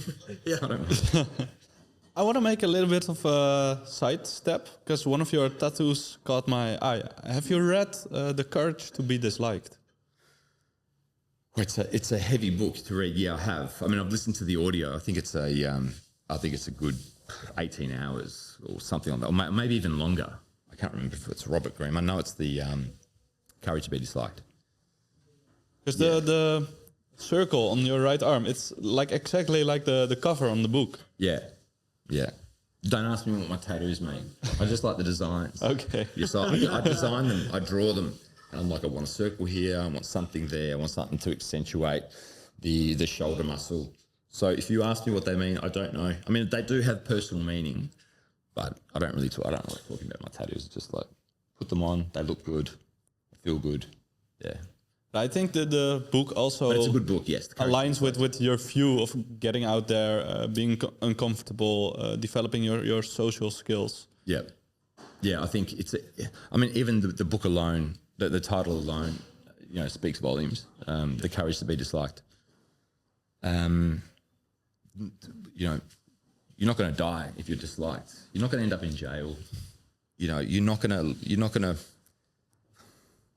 It's okay to be rejected. Yeah, it's all right to be rejected. It's completely fine. You're gonna get rejected everywhere. You'll never avoid it. Like I get rejected more than anyone I know, and some guys kind of understand that. Other guys find it really hard to sort of comprehend and believe. And I'm like, no, I do. I still put myself out there. I speak to a lot of people, and I get either embraced, right? Like I said before, that people are either hell yes, I like this guy, I like his energy, or like they're like, who's this weirdo? And they give me a wide berth. I get those reactions all the time, and I'm like, that's cool. But I've made my peace with it because I'm not wasting my time or their time. They know what I'm all about. They either take me for who I am. Okay, yep, this guy matches I like his energy and I like who he is. Whether I'm approaching a guy or maybe new friends or a contact or a networking, but particularly in the context of girls, it's either a hell yes or a hell no. There's nothing in between. So my rejections are very big rejections. My acceptances are very big acceptances. High risk, high reward. So yeah, and it's the I can be quite polarizing, and something I encourage guys to do because it's sitting on the fence. You just don't know, and no one likes the fence sitter. I mean, it's safe, it's comfortable, but it's not memorable. It's not. You're not going to know your position until you're going to sit on the fence for 6 months. Then you're going to make a move, and then you're going to be disappointed. Like, do it from the outset. And when you do it from the outset, you get rejected, and rejection's okay. So going back to the book title, Courage to be Disliked. It's okay to be disliked. People are too focused on their own world, on their own lives and their own foibles and their own sort of, trying to overcome their own challenges. They might think of you for a moment. They might dislike, Mace for a moment, but then they're just on to the next thing. Like you're just a flash in the pan for them. You're not going to be lingering around their mind for the next 3 months. You really won't. They'll forget about you. So it's about also becoming comfortable. So I have this thing that I do with my clients. It's not the most popular, but it's kind of this exposure therapy where I encourage them to go get rejected socially. Like not to look for it, but just to become comfortable with being uncomfortable. Sit in silence. Letting sort of moments linger. Just breathing through those uncomfortable moments where your body and your mind starts to become. To be able to handle those situations better, you start building this sort of neuro pathways. Like I've had many of these uncomfortable interactions before. I can handle this. I've had these silences before. I don't have to fill it in with words. Right? Let them invest more. Let them have the conversation. And something magical happens in these interactions. Not always, but sometimes it happens where this person sees that you're uncomfortable with being uncomfortable. And they're like, okay, this is a real person I'm talking to. This person is not going to sort of is not whimsical, is not going to blow away with the wind. They're not going anywhere. They've got strength and resolve, and there's something attractive about someone who's not easily phased. It takes a lot of practice and repetitions, but eventually you just become almost immune to rejection. You don't quite become immune to it, but you just know how to handle it better, and you handle it with more grace and poise. Like now, if I get rejected, or someone just says I don't speak English, or I have a boyfriend, or no thanks, I'm just like, cool, have a good day. Like that's it. Like you don't have to get all kind of butt hurt and go, well, whatever, you know. So the courage to be disliked, and it's no big deal. Eventually, when you start getting disliked, and this is only your second podcast, right? Is it your second? For the season. For this season. For the season. This is season 6 already. Oh, season 6. Yeah, we've got 70 episodes. Did you start when you were 13? 2.5 years ago, I think. Wow. Okay. So what's going to happen? And I don't know if you've already experienced this, but you're going to get a lot of people that jealous people. Oh no, we're not jealous of those guys. What have they got that we don't like? You're just going to get a lot of haters, and hate always comes from below. And you're probably, the fact that you laughed is probably something that is resonating with you because it's familiar. You know, a lot of guys who are, you get hate and dislike from people that are just not achieving their goals. Normally you get praise from people because they're also successful. These are the people that you want in your life. So it's almost, when you are disliked by people, it's almost a good thing, because then you go, well, they're not these guys that we don't want in our lives anyway. This girl that rejected me, I don't want to continue the interaction with her because it's not someone it doesn't accept me for who I am. And that's okay. So when you do get these rejections, it's a different reframe, you see it as a good thing. But yeah, it's something that you just can't avoid, and as you guys become more successful in this arena, you're going to get a lot of people disliking you. And it sounds like you've already, at such a young age, you're already sort of equipped with handling the dislike. It's like, your laughter indicates to me it's kind of par for the course. It's just part of the territory, like it's going to happen. Fuck it. We're going to get guys not liking us. We're not going to spend our time trying to, win them over and appease them. It's like, well, good luck to them. Maybe once they go achieve their goals, once they find fulfillment and happiness, maybe they won't hate us or whatever. But it's not on you, it's on them. So, and the more you can get your head around being disliked and getting rejected, like the world's your oyster. Mm-hmm. I hate all these platitudes. The world's your oyster. What doesn't kill you makes you stronger. I try and avoid those sayings, but sometimes those sayings are there for a reason. They're very appropriate. Dry season in Bali. What the fuck? Yeah. It's mental. We've had 3 days of rain. Where's the sunshine? I don't think we're going to climb the mountain tonight. It's too dangerous then. Oh yeah, the mountain. Yes, but high risk, high reward. No. I hope it gets to high. Have you read the book Courage to Be Disliked? It's quite a heavy going. I didn't finish it. I found it quite it dragged on a little bit. But I understood the message, and I was like, once I understand it, I'm like, okay, cool, locked in. Yeah. I understand where it drags on a little bit, but I found it easy to read because it's just a conversation between two people. So you're just reading the sentence from one people and the sentence from the response. But it's not really like you have to do this and that and that. It's not really a to-do list. So that's why I found it easier to get through. What was your biggest takeaway from the book? What did you like about it? Yeah, I think it's just to get out there that it's not that it's okay to be disliked. It's okay to be rejected. It's not the end of the world. Did you implement anything that you learned? Obviously, it's okay to be rejected, to be disliked. But did you go, okay, I'm gonna try on this thing? Maybe you spoke to someone, or maybe you put yourself in a social situation, or you did something particularly different and had a different sort of mindset to it after you read that book. Was anything? I think it's not really a particular action, but it's more like my mindset shifted a little bit, and I became a bit more confident about opening up, being in public, approaching people. Yeah, I think it's really important, the self-improvement and leveling up, be it through listening to podcasts, reading books, watching your favourite people on YouTube. I think it's really important to, it gives you different frame of mind or different mindset, but it also calms you down. It just allows you to think a bit more differently and not be so impulsive. But yeah, man, I think it's one of those books that's really, really important to read, or just the concept alone. Once you get your head around being uncomfortable with awkwardness and discomfort, you've won half the battle. And going back to rejection, I mean, you're never going to avoid rejection. Even if you're in business or you open a restaurant or you start a podcast, you're going to be eating a lot of shit regardless. No one goes from 0 to 100. It's always this, linear camera like this. This is never like that. It's always like this, like that, like this. And there's a lot of shit eating along the way, and you never ever avoid it. And the quicker you can accept that you'll never be able to eliminate rejection, the better you're going to be. But everyone eats shit. Even the guys that you see that seemingly have it all. And I've worked with a lot of guys from different areas of life who are uber successful, and the stuff that they have to do behind the scenes that the public will never know about. And in my position, guys open up. It's almost like more than they would their partner or their parents or their brother or, someone close. And they open up to me because, number one, I'm not going to judge them. I don't know anything about their lives. And I tend to be of the personality that people open up to me. And it's, for better or for worse, it's, I do take on a lot of some of the emotional burden, but that's why I'm there as a coach. And so some of the things that these guys say to me, the guys that on the surface have it all. And there's just a lot of this kind of rejection, eating shit, this sort of, going through mud, sweat and toil to get to where they are. So it's unavoidable.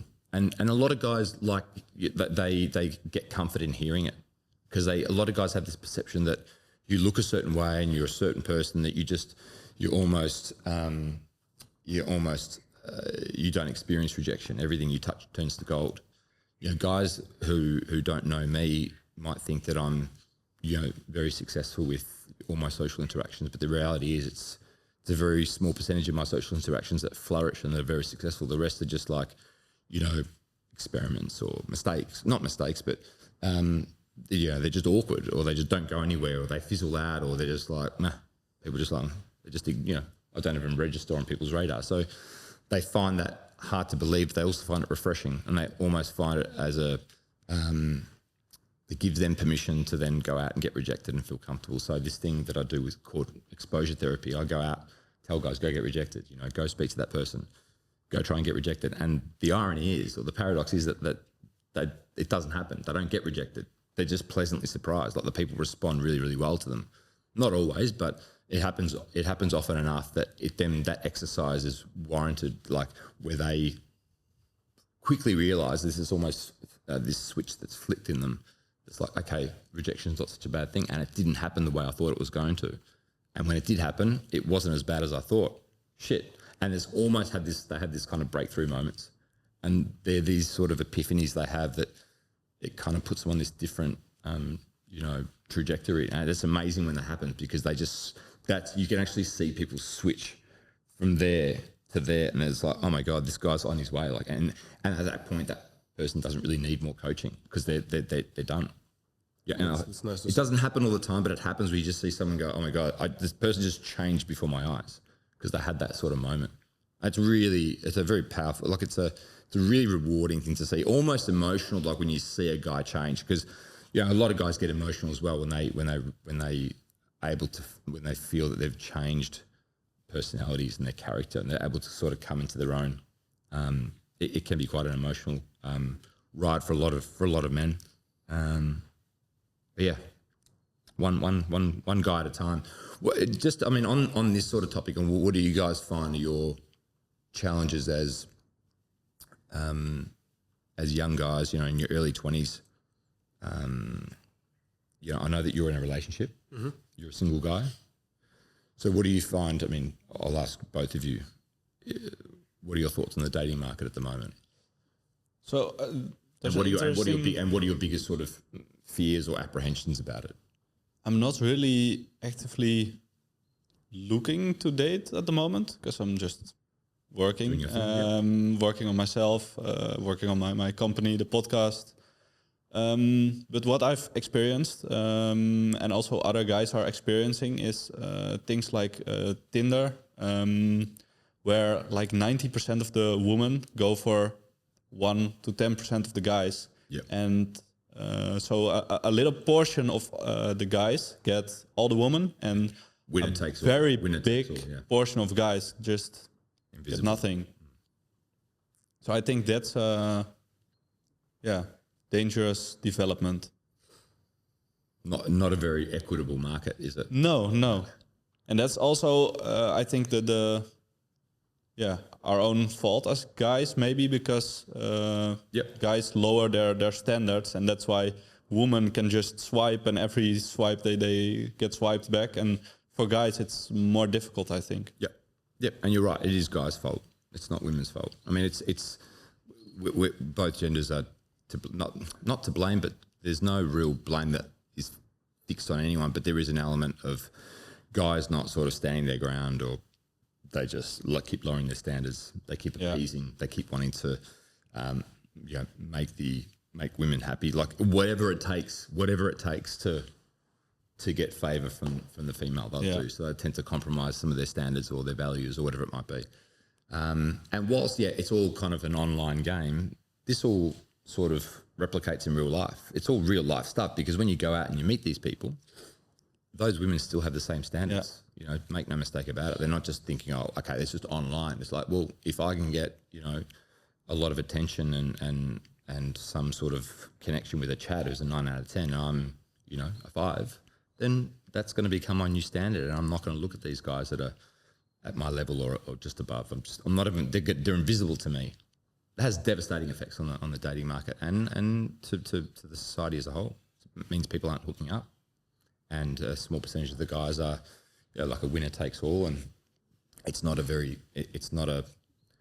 equitable for people. It just means a lot of people are missing out. So how do you try to combat that? Like, if you know that that's what the dynamics are of the online side? So it's obviously we call that a sort of broken market with supply and demand. How do you meet people? And I know that you're not actively looking for it. I appreciate that you're on your purpose, and that's these things are sort of secondary. But when you are, how do you meet people? Are you still online? Do you still try and hope for the best and hope that the sort of things balance out, or are you just accepting the fact that that's just the way it is? And that's why I'm not really on Tinder or any of these dating apps. But sometimes I message girls on Instagram or things like that, and I'm just trying to be myself. Act as natural as possible. I've also had a period where I was like, I have to ask ChatGPT what to respond to this girl. But I think it's the purpose is to make mistakes, to be yourself. Because if you're all authentic, perfect, it's not authentic. We have to stay human, and that's also what makes us unique. And if somebody doesn't like you the way you are, that's just not the person for you, I think. 100%. Yeah, and there is something. Well, not something, but it is attractive to be authentic. You can't, have a perfectly articulated, approach and line. You're going to fumble. You're going to make some mistakes. You're going to be a bit rough around the edges, and like you said, that's what makes you human. And that's what, and people relate to other humans, right? They're not going to relate to someone like you. I think we're going to develop in this day and age of ChatGPT and AI. I think we're going to start developing a sixth sense of if something's been sort of filtered through, AI. It's like, was that Mace that actually said that, or was that, did he get assistance? Mm-hmm. And people are going to have this sort of aversion or this visceral reaction to like, that seemed inauthentic. Yeah, nah, that's not for me. Whereas the people go, yeah, that felt really authentic. That felt genuine. Yeah, he obviously fumbled his way through. He was a bit nervous, but he put himself on the line. He showed vulnerability. He did what 99 guys out of 100 wouldn't do. Like, that's attractive, even if it's not perfect. I think that will trump any sort of perfectly delivered, platitude or line to a girl. But it's just interesting how guys sort of, how people get together these days. I'm not on social media, so I do all my interactions in real life. I don't go out at night time, so I don't do Friday and Saturday nights and meet people in bars and clubs and under the influence of alcohol and all the the beautiful equalizer lights, so everyone's on the sort of even playing field. And then the next day you get sort of these rude awakenings. I mean, that's if you're going down the path of one night stands. You never really go. You always take home a 9 out of 10 and you wake up with a 5. I don't know whether to cut that bit out or not, but you know what I mean, right? Like, so basically the normal avenues of meeting people are social media, online dating. I think that's probably the large part. And obviously we've established the rigged market. Then you've got social media, which, everyone's putting their best foot forward. You've got all the filters and you've got, people saying the best things and filtering their responses through ChatGPT.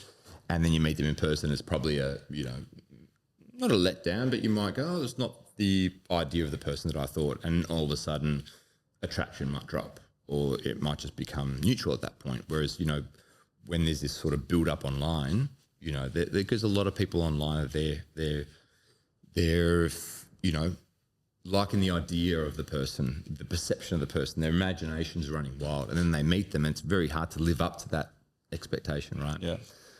What else is there? Friday and Saturday night, as guys sort of on their purpose and wanting to build a business, you don't want to sacrifice your, Saturdays and Sundays. Just you can meet someone at 3 a.m. It's like, nah, we want to fucking climb a mountain at 2 a.m. We want to go hiking. We want to do all this fucking boss shit, right? So then you don't go out on a Friday, Saturday night. So then what are you left with? How do you meet these people? How do you get to know people without sort of all these other influences? And the answer is you need to build these social skills, calibrated social skills. You can meet them in all sort of natural settings, at the supermarket, down the street, in a cafe, on your way to work, at the bus stop, wherever it might be. But these are the places where you are always crossing paths with someone that you might catch your eye, you might catch their eye, and then you sort of, you're 10 out of 10 and you will fumble and your palms will get sweaty. You're like, I've got 10 seconds to act. And that's sort of I'm trying to bridge that gap. And they're the best interactions. So they're the interactions that women want to have. So I think that's where the game is played, and that's where you get the best results, because it's all raw, it's authentic. There's no influence. Everything's under the spotlight. Not spotlight, but your personality. You got nowhere to hide. They've got nowhere to hide, and you can form a connection that way. You're good as gold. Yeah, as gold. But yeah, so you go out Friday and Saturday, like you go out in the evening, and you guys don't drink, do you? Not really, and it's also because what you said, that I don't want to give up my Friday night and just to meet someone at 3 a.m. But it's also because those are maybe not the people I want to meet, because it's not who I am. So that's also not who I want to be with. Yes, you'll still meet good people because you're out. If you're out at that time, you're one of those good people. So but you'll still meet people, but on the balance of, we're always talking about chance probability. is just lower. Yeah, very, very low chance. So we're talking about high probability. And most people who go out gallivanting at that time of the morning, getting drunk, doing this and that, behaving that way, on the balance of probability. Well, we don't like to judge, but we do. We're human. They're not really going to be probably the person that you want to attract as a mate, most likely. You'll still find diamonds in the rough, but there are probably better ways or better places to find them. Yeah. So you don't go out at night. You're not really doing... Very rarely. Not really doing Tinder. Social media, how does the social media work for you? So you message someone, they respond. Do you meet with them, or does it sort of just stay online and then you ask ChatGPT, what should I do now? We've met Manon and Elise online. Did you? Or what? No, the girls. Podcast, we got them in the podcast. So we messaged. I messaged Manon to get in the podcast, and now we're living with them for a month in Bali. Oh wow! Okay, that's how we get girls. Yeah. Just start a podcast. Well, you got to respect everyone's grind. Everyone does it differently. I know you're sort of saying it tongue in cheek, but it's yeah. I mean, you've got to do what works for you, and the only way that you guys were able to do that is so you had some sort of status, right? They could see that you guys are on your purpose. So all these things that are work. So you've got to do what works for you, and you've got to showcase these traits. You can't be a sort of shrinking violet in the corner hoping that all these opportunities will come to you. You've got to make it happen. But, you know, for guys that don't have social media, for guys that don't have a presence or don't have an online status, you know, it's difficult, and so they need to do something. Otherwise, they're fucked. Once upon a time, you know, in my former years, you could just go to a bar or a restaurant and like would match with like. Like you were a five, you'd see a five across the, hey, what's up? Yeah, have a drink, a bit of alcohol, get together, bang, married, kids, whatever. Right? 6 out of 6, 8 out of 8. You wouldn't get like a 4 out of 10 girl only going for 9s. That would be ludicrous, right? 9 out of 10 guys. It was always sort of like pretty much evenly matched, and people would just get together because they had no other means of getting together, right? You get the number, you know, the phone with the cord. She'd pick up the phone. Oh my God, you know, Jim just called me. Honey, it's Jim, the guy that you met last week. Like it was really, yeah. And there wasn't social media. It was a lot more simple. But yeah, there are a lot of moving parts now, and there's, you know, so many variables, and it's a broken market. So yeah, guys need to, and all of a sudden with this technology, you lose all these sort of human skills and social skills and the ability to read people and read the room and understand body language. You know, it's all just online, 2-dimensional. It's fucking dangerous, and it doesn't bode well for people as they become, you know, middle-aged or mature adults. Because if they don't get to activate these skills, they're going to be in a world of trouble. You know, there's only so much social media and status can get you. Once you're in person with someone, that's when the rubber hits the road. They're like, okay, what's this guy made of? He's good looking guy. He's got status.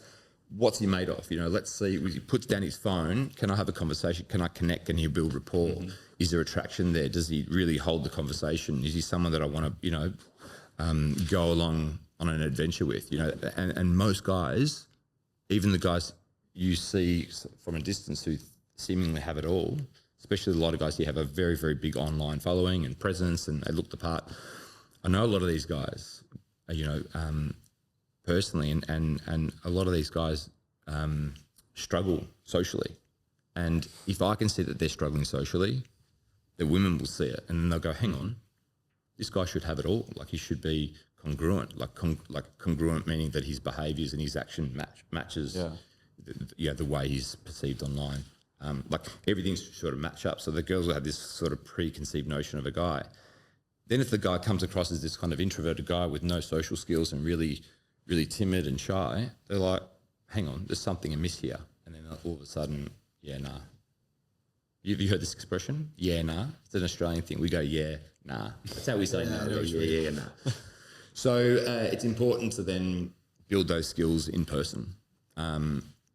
But it sounds, you know, just talking to you guys yesterday, you know, when we were chatting at the gym, you know, whatever you're doing is working. It sounds like at such a young age to have these sort of social skills and this awareness, and even the level of questions you're asking is fucking, it's awesome. Like it's really, it just shows that you're, like I can already see that you're really good listeners, that you're thinking about things on a deeper level, very intuitive.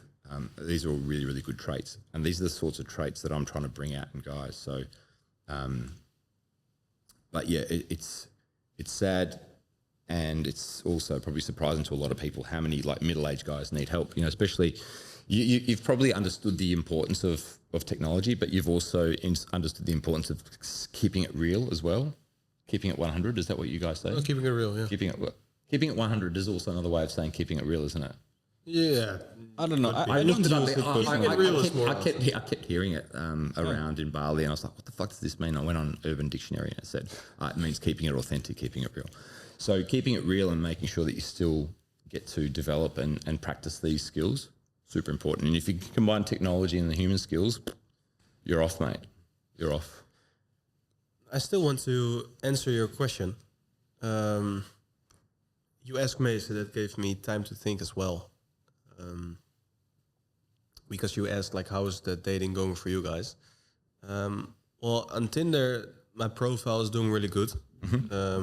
And I don't have any problems.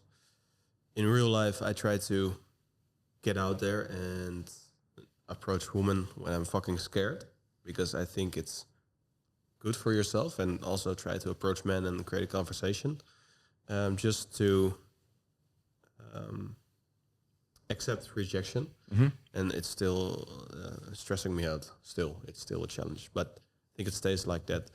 But what I think is the problem, and I heard you say it as well, like being yourself, and if they don't like it, they don't like it. But I think it's it's really fucked or difficult nowadays because, indeed, like you said, girls have this wide range of guys, and I think it's like the grass is greener on the other side philosophy, you know, and I think that makes it even more difficult because if they see one thing and it's like, nah, you know, One thing. yeah, It's just one thing. exactly. He snores.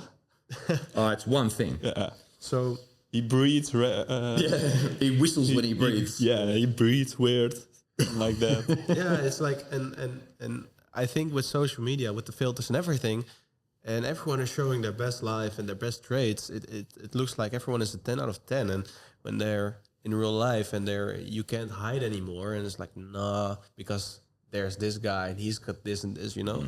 So it makes dating very hard. But I think indeed, like you said, the best thing to do is just get out there and approach women in the real life, because you can't hide in the shadow. You can be yourself. You can show that you've got balls, and you can make an impact and stay on the girl's mind. Yeah. You've also got to use the current state of affairs with technology to your advantage. So the fact that 999 guys out of 1,000 aren't doing it, right? Which that's pretty much the stat, exactly. right? You're authentic. That means the second you're doing it, you're already going from like just a drop in the ocean. Like you're a competitor, like competing with all these guys. You're like, bang! Now you're an outlier, and all of a sudden, holy shit! I would never have noticed, Mace or Jim, but the fact that they've presented themselves in this way, in a calibrated way, they've shown all these really attractive traits. Like, okay, now they've got my attention, and they're able to back it up. That's going to be memorable for them. They're going to remember that. They're going to, if it's done well, it's going to resonate with them, build attraction. You've built comfort, you've built rapport. It's like, wow, and they'll go away thinking, even if they don't like you, right, whatever reason, they don't like you or they've got a boyfriend, they're going to think, wow, that was really good the way they did that. Like, that was really cool. And like some of my rejections, softer rejections, have been like, look, I've got a boyfriend. Look, I'm not interested. You're not my type. But like, I really appreciate you coming up to me. Like, it doesn't happen to me, and just keep doing it because it made my day. Because you do it in such a way that's respectful, that's, makes the other person feel good, because you're always thinking about the other person, trying to be present, trying to be a good listener. But you'd be surprised, or maybe not, but the amount of people that don't have those sorts of authentic interactions. So you sort of use the modern day age of dating and technology to your advantage, like how to differentiate yourself. And that's like you're doing with everything, with this podcast, with any business. How do you approach it from a different angle? How do we separate ourselves as podcasters from all the other thousands of podcasts out there? It's all about differentiation, having an edge. And so if you can approach in the daytime and your approach is amazing, and your first impression is bang on, and you build rapport, and you put them at ease, and maybe you build attraction, it's like, wow, like who can do that? So it's a superpower, right? And I guarantee you, even if it doesn't go anywhere, it's still going to be memorable for them. And they're going to hope that guys continue doing that in a calibrated way, the right guys in the right way. So that's sort of like the silver lining to this cloud of the shit show that is the dating market, that you just need a little bit of social nous and skill to be head and shoulders, to stand out. I think a nice last thing to wrap it up. How do you approach a woman? How I show her my six pack on the social media. Just go look at this picture. This me. I don't know. And then I don't know. Look, I don't have any approach anxiety. Okay, wait. Let me formulate a case for you, and you tell me what you do. Yeah. Say again. I'll formulate a case for you or a story. Okay. And then you. So a scenario, and then Yeah, how exactly. Yeah, that's the word, scenario. Okay. There's this girl sitting in a restaurant, by example, open house, and she's eating a burger. She's wearing a sport outfit, and she's on her own. What would you do? She's on her own. Okay. Is the table next to her free? No. It's a full house. It's a full open house. It's a full open house. People around. People around. So basically, my approach is going to be high visibility. Yeah. It's going to be. I'm going to be in the spotlight. Yeah. She's going to be in the spotlight. Okay.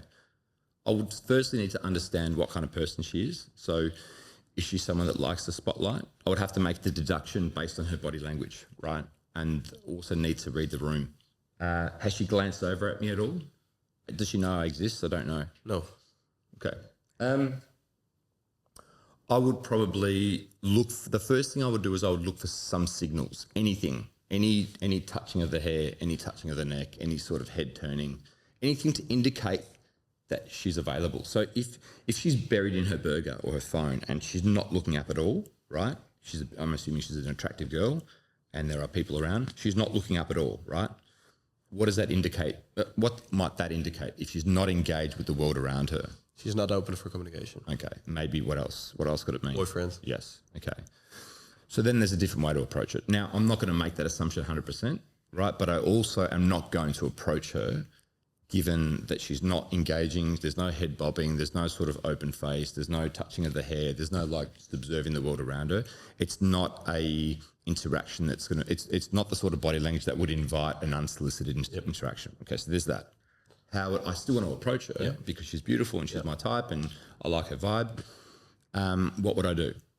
Okay, so I would want to get myself on her radar somehow. So for her to notice me, what's really important is that girls can take in your energy, your aura, right? They need to see that you're not an axe murderer. They need to see that you're well put together. They need to see that you're calm, you're collected, you're confident, you've got some sort of presence about you, right? They need that. It's like when you approach a girl and she doesn't get a chance to look you up and down and you come out of the blue, right? And this does happen with guys. She hasn't had a chance to take you in, so she can't make any assessment. She's like, it's happening so fast, the interaction, that she hasn't really had a chance to breathe and take in who you are, right? And those interactions tend to not go anywhere. The best interactions are the ones that she's had a chance, that you've given her some distance and she's able to kind of do this one. Just even a nanosecond, and it happens subconsciously. So what happens there is that you get put onto her radar. She's seen, oh yeah, there's that kind of well put together guy in my peripheral with black and white, right? White pants, black top, who's having a conversation with the waitress and he's making her laugh. That gets registered in the back of her mind, right? So that means that when you approach her, when she's paying her bill, right, she's already registered you. So her guard drops. This happens, again, all subconsciously. And she might not even make direct contact with you, but you want to get yourself on her radar, even peripheral radar. So to answer your question, I would probably walk past her. I would try and project my voice if I'm near her. I would see if there's anybody I know nearby. Normally I know a lot of people at open house, so I'd make a conversation. I'd use one of my friends as a prop, a genuine social interaction, but I'd have at the back of my mind that I'd like her to see that I have social skills and that I'm confident and that I can communicate and that I have some sort of social status here. So that's really important to do. So that's sort of in her mind ticked, right? And I would wait, and then I'd observe what she does. Does her head turn up? Does she touch her hair? Does she stay buried in her phone? I'd probably use certain language or certain indicators in the conversation that might pique someone's interest nearby, because I enjoy interacting with people, and there are certain things you can say and do that would normally bring other people into the conversation. And another thing is, making jokes and showing, being humorous. Sometimes what will happen is other people will laugh around you. So it's important to then show social proof that you know how to make strangers laugh and build connections. If she's still not budging, then I'm like, okay, this is going to be a tough one. I'm still not going to dismiss or discount the chance of approaching. I'd probably wait until she's outside, and I'd say, look,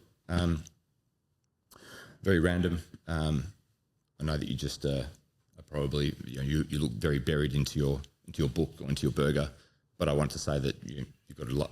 I like your vibe, or I like your nature, or whatever it might be about her. I just want to come and say hi. I thought you were attractive. My name's Joe. What's your name? Oh, Cindy. And then if she puts her phone down and she starts talking, then I know that there's something there we can kind of continue. But if she says, oh, like, my name's Sydney, and then she looks back at her Instagram, then I go, cool, nice to meet you, all the best. Most likely I'm not her type. She's got a boyfriend. She's not interested. But all I'm doing is testing for interest. I'm just seeing if there's anything there, right? So you just need to see, is there any life there? And it was probably my assumption about her being, having a lack of interest or having a boyfriend or not being open to interacting was correct, right? But the way I'd approach it is, If I feel she doesn't like the limelight, if I feel that she's in her own sort of space, I'd wait until she's left and just say, hey, random, but I want to come say hi. I like your style. I like the way your pink shoes match your pink outfit, and you've obviously got a pink helmet. Do you have a pink bike as well? Whatever comes, it's got to be something tailored. It's got to be something that doesn't feel rehearsed. That's quite specific to them. Make an assumption about them, so about their outfit matching. I noticed you were eating a massive thing of fries and a burger. Is this your cheat day? I like a girl with a big appetite. Where do you put it all? Like whatever comes to mind has to be authentic. She'll either laugh and go, oh, actually, today is my cheat day. Actually, I do have a pink bike. Actually, no, I've got a yellow bike, but I really want to get a pink bike. Or and then you use that thread and keep going. And then you understand the social cues and then just able to go a bit deeper, like as a funnel, keep asking questions, get into an interaction. There are different ways to skin a cat, but that's how you do it. The most important thing is that you do it. And that even if you fumble your way through it, but know that the approach can be done. You want to give yourself the best fighting chance, always. Could I have approached her and just sat at her table? Yes. Would it have been calibrated? Probably not. Having said that, if I noticed her looking at me and her head kind of turning around and just looking around and maybe we glanced eyes, and she's done it a couple of times, going to her table unannounced and saying, look, I'm waiting for my food. I'm just going to be 10 seconds. I just want to ask you something. That's calibrated because you kind of... Yeah, you already know. You kind of know that there's something. It might not be looking at you, but she's sort of giving those signs. So it needs to be, you need to take all these sort of variables into account. But the most important thing is doing it, right? Yeah. Doing the rep and learning that it's a no or it's a yes, right? It's an interesting question. And it's hard in a cafe, because you also want to avoid doing the ambush thing. You don't want to ambush people because... that's what's the beauty of doing it in the street, where you've got, you might stop someone, they can always walk around you and say, look, I'm not interested, they walk that way, they catch their Uber, whatever. But sitting down, when someone's stationary, it needs a different skill set and you need to sort of employ different sort of tactics. But you also need to understand what the room is like.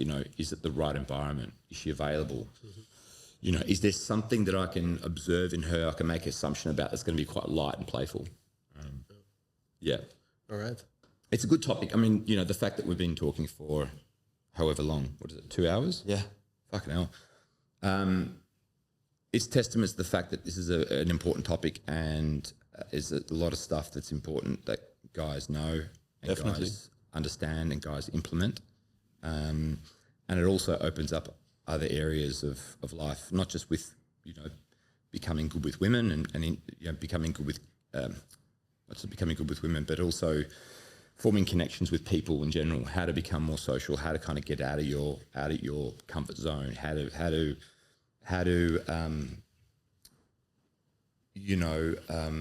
rise to the occasion. And a lot of guys are living in sort of fear and of uncertainty of how to best express themselves and lean into masculine energy. They just don't know. So then what happens is they don't do anything. They stay at home, play games. They stay with their friends. They don't interact with women. And then they, God forbid, they go down this other path of leaning into sort of feminine energy, adopting these feminine traits, which is the worst thing they can do. But yeah, so it's really, this topic's really, really important. So to answer your question, what's the biggest bit of advice? You've got to become a social animal. You've got to force yourself to be social. You have to interact with everyone.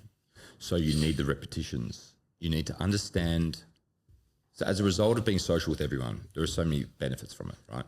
Number one, you will just naturally form connections with people that you probably wouldn't ordinarily form connections with. When you socialise with people, you develop your listening skills. You learn how to listen. You learn how to take information on board. You learn how to feed it back to them. You learn things that you wouldn't have learned. Everyone's got a story to tell. Listen, listen, listen.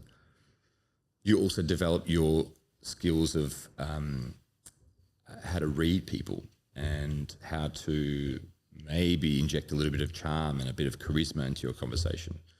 And you do that often enough and you start figuring out what sort of what sort of drives people, what triggers people, what gets the best out of people, what are sort of the sound bites and the things that you can talk about that really makes people feel alive. And the more people you speak to, the more you can, the more you develop this skill set. Like, okay, this particular subset of person might respond well to this particular topic. Okay, if I speak to them, I know that this is quite topical at the moment, so then I might approach the conversation this way.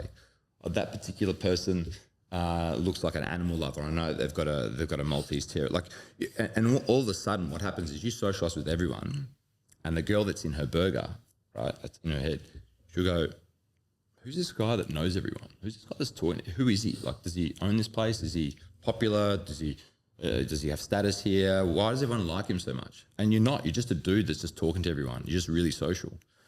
So that you're creating almost this knock-on effect, right? People, and then people start recognizing you as the social guy, as a really cool guy. It makes them feel good. But to get to that stage where you make people feel good and they like the memory of you, or you never, there's a saying that you never remember what someone says, you always remember the way they make you feel, right? So if you get into the sort of build that skill set of making people feel good whenever they see you, right? That's an incredible skill and power to have. But it takes a high repetition to get to that. It takes thousands, right? So the biggest thing I'd say is just fucking talk to everyone. Just be an annoying social pest. And you're going to have awkward moments. You're going to get rejected. People are going to look at you funny, but that's part of it. And then with that, you learn. You're like, okay, I'll probably tweak this. Maybe I won't say that. I won't say that thing next time. Maybe I'll kind of abort a little bit earlier. Okay, that didn't work. I got a good reaction from that particular line that I said. Maybe I'll use it again. So it's a little bit like a stand-up comedian. You see them on stage. You've got stand-up comedians in the UK, in Holland, yeah? Yeah. And they do 5-minute sets, right? Guess how many hours of material they've had to kind of cull down to get to that 5 minutes. It's something like 20 or 25 hours of material that's bombed. And they've gone, okay, this bit works, this wording works, this wording works. Then what happens with social settings is that you form something similar. It's a similar sort of approach. You find out what works, what resonates with people, and then eventually start using, not that you're doing rehearsed lines, but you start understanding what kind of gets the best out of people. And then you then can be creative, go off on tangents and form really good conversations. And then it's so much easier than when you see your 10 out of 10 next to you. Say, hey, what's up? She knows, she's been listening. She's been kind of taking in the world around her. She knows that you're a social animal. She's like, this guy's cool. He's got his shit together. He makes people laugh. He's social. He can hold court. He's confident. People like him. So there's the social proof. Yeah, I'll say what's up to him. Oh, where are you from? I'm from Holland. I'll do a podcast, whatever, right? As opposed to not talking to anyone for a week and they're like, oh, hi, excuse me, I just wanted to say, she'd be like, oh yeah, no, I don't speak English, or I've got a boyfriend or whatever. You know what I mean? Like, you see the difference in, so the bit of advice is just socialise with everyone, talk to everyone, guys, girls, old people, young people, couples, compliment people. Hey man, nice shoes. Yeah, nice dog. What kind of dog? Can I pet your dog? Whatever. That's it. And then eventually you'll build up that social muscle, just like building up any muscle in the gym. It becomes second nature and you don't even think about it anymore, right? But if you don't talk to anyone for a week, or if you're just doing all your interaction online and then you see someone in real life, it's like, it's nerve-wracking. You're like, fuck, I haven't really, this skill, this social muscle's not activated. Like, how do I approach it? But if you've been socialized with everyone for 3 weeks, it's going to be a walk in the park. And you're going to have no outcome dependence. Just go like, oh, this guy's really cool. He's not needy. He just wants to socialize. People seem to like him. So many positive things happen from being social. So try and become a social animal. Thank you very much. Thank you for being in the podcast. Welcome. It was good chatting to you guys, and you guys got some really, really well thought out, insightful questions. And I think, when you hear the quality of questions that someone has about a particular topic, it's always indicative of how deep their knowledge goes and how deep they want their knowledge to go.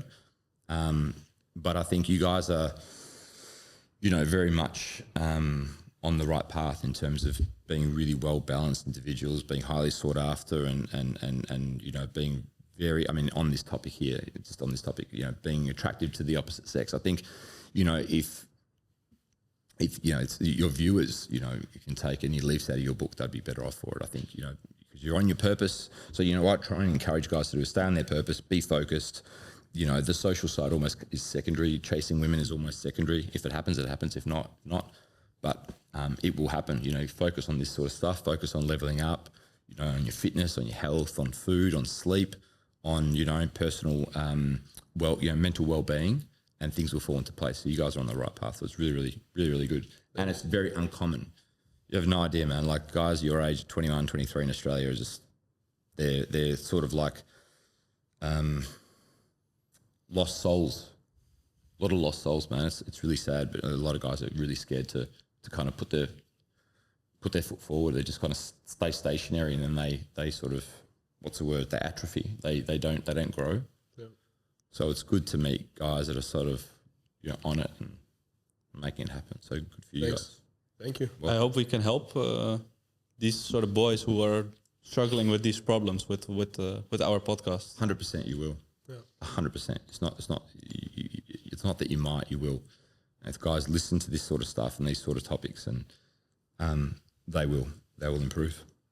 But there needs to be more of these sort of topics. There's a lot of stuff on masculinity and on alpha, being an alpha and being a boss and us versus them. There's a lot of some of the podcasts on YouTube, which I won't mention, that are a little bit like derogatory, and it's putting women down at that, to raise themselves up. They're not really. And these are the sorts of podcasts that a lot of young guys are listening to, which is not very good. Doesn't bode well for them or society. So kudos. All right. I'm fucking hungry. Oi! Send us out. Holy shit. Stuff danced. Yes. All right. We did the Sundance. All right. Then I will say, stay inspired, motivated, and focused on your goals. Thanks for listening to Muscle Up, and see you in the next episode. Stay inspired. Stay inspired and motivated. Inspired? Yeah. You sure? Stay inspired.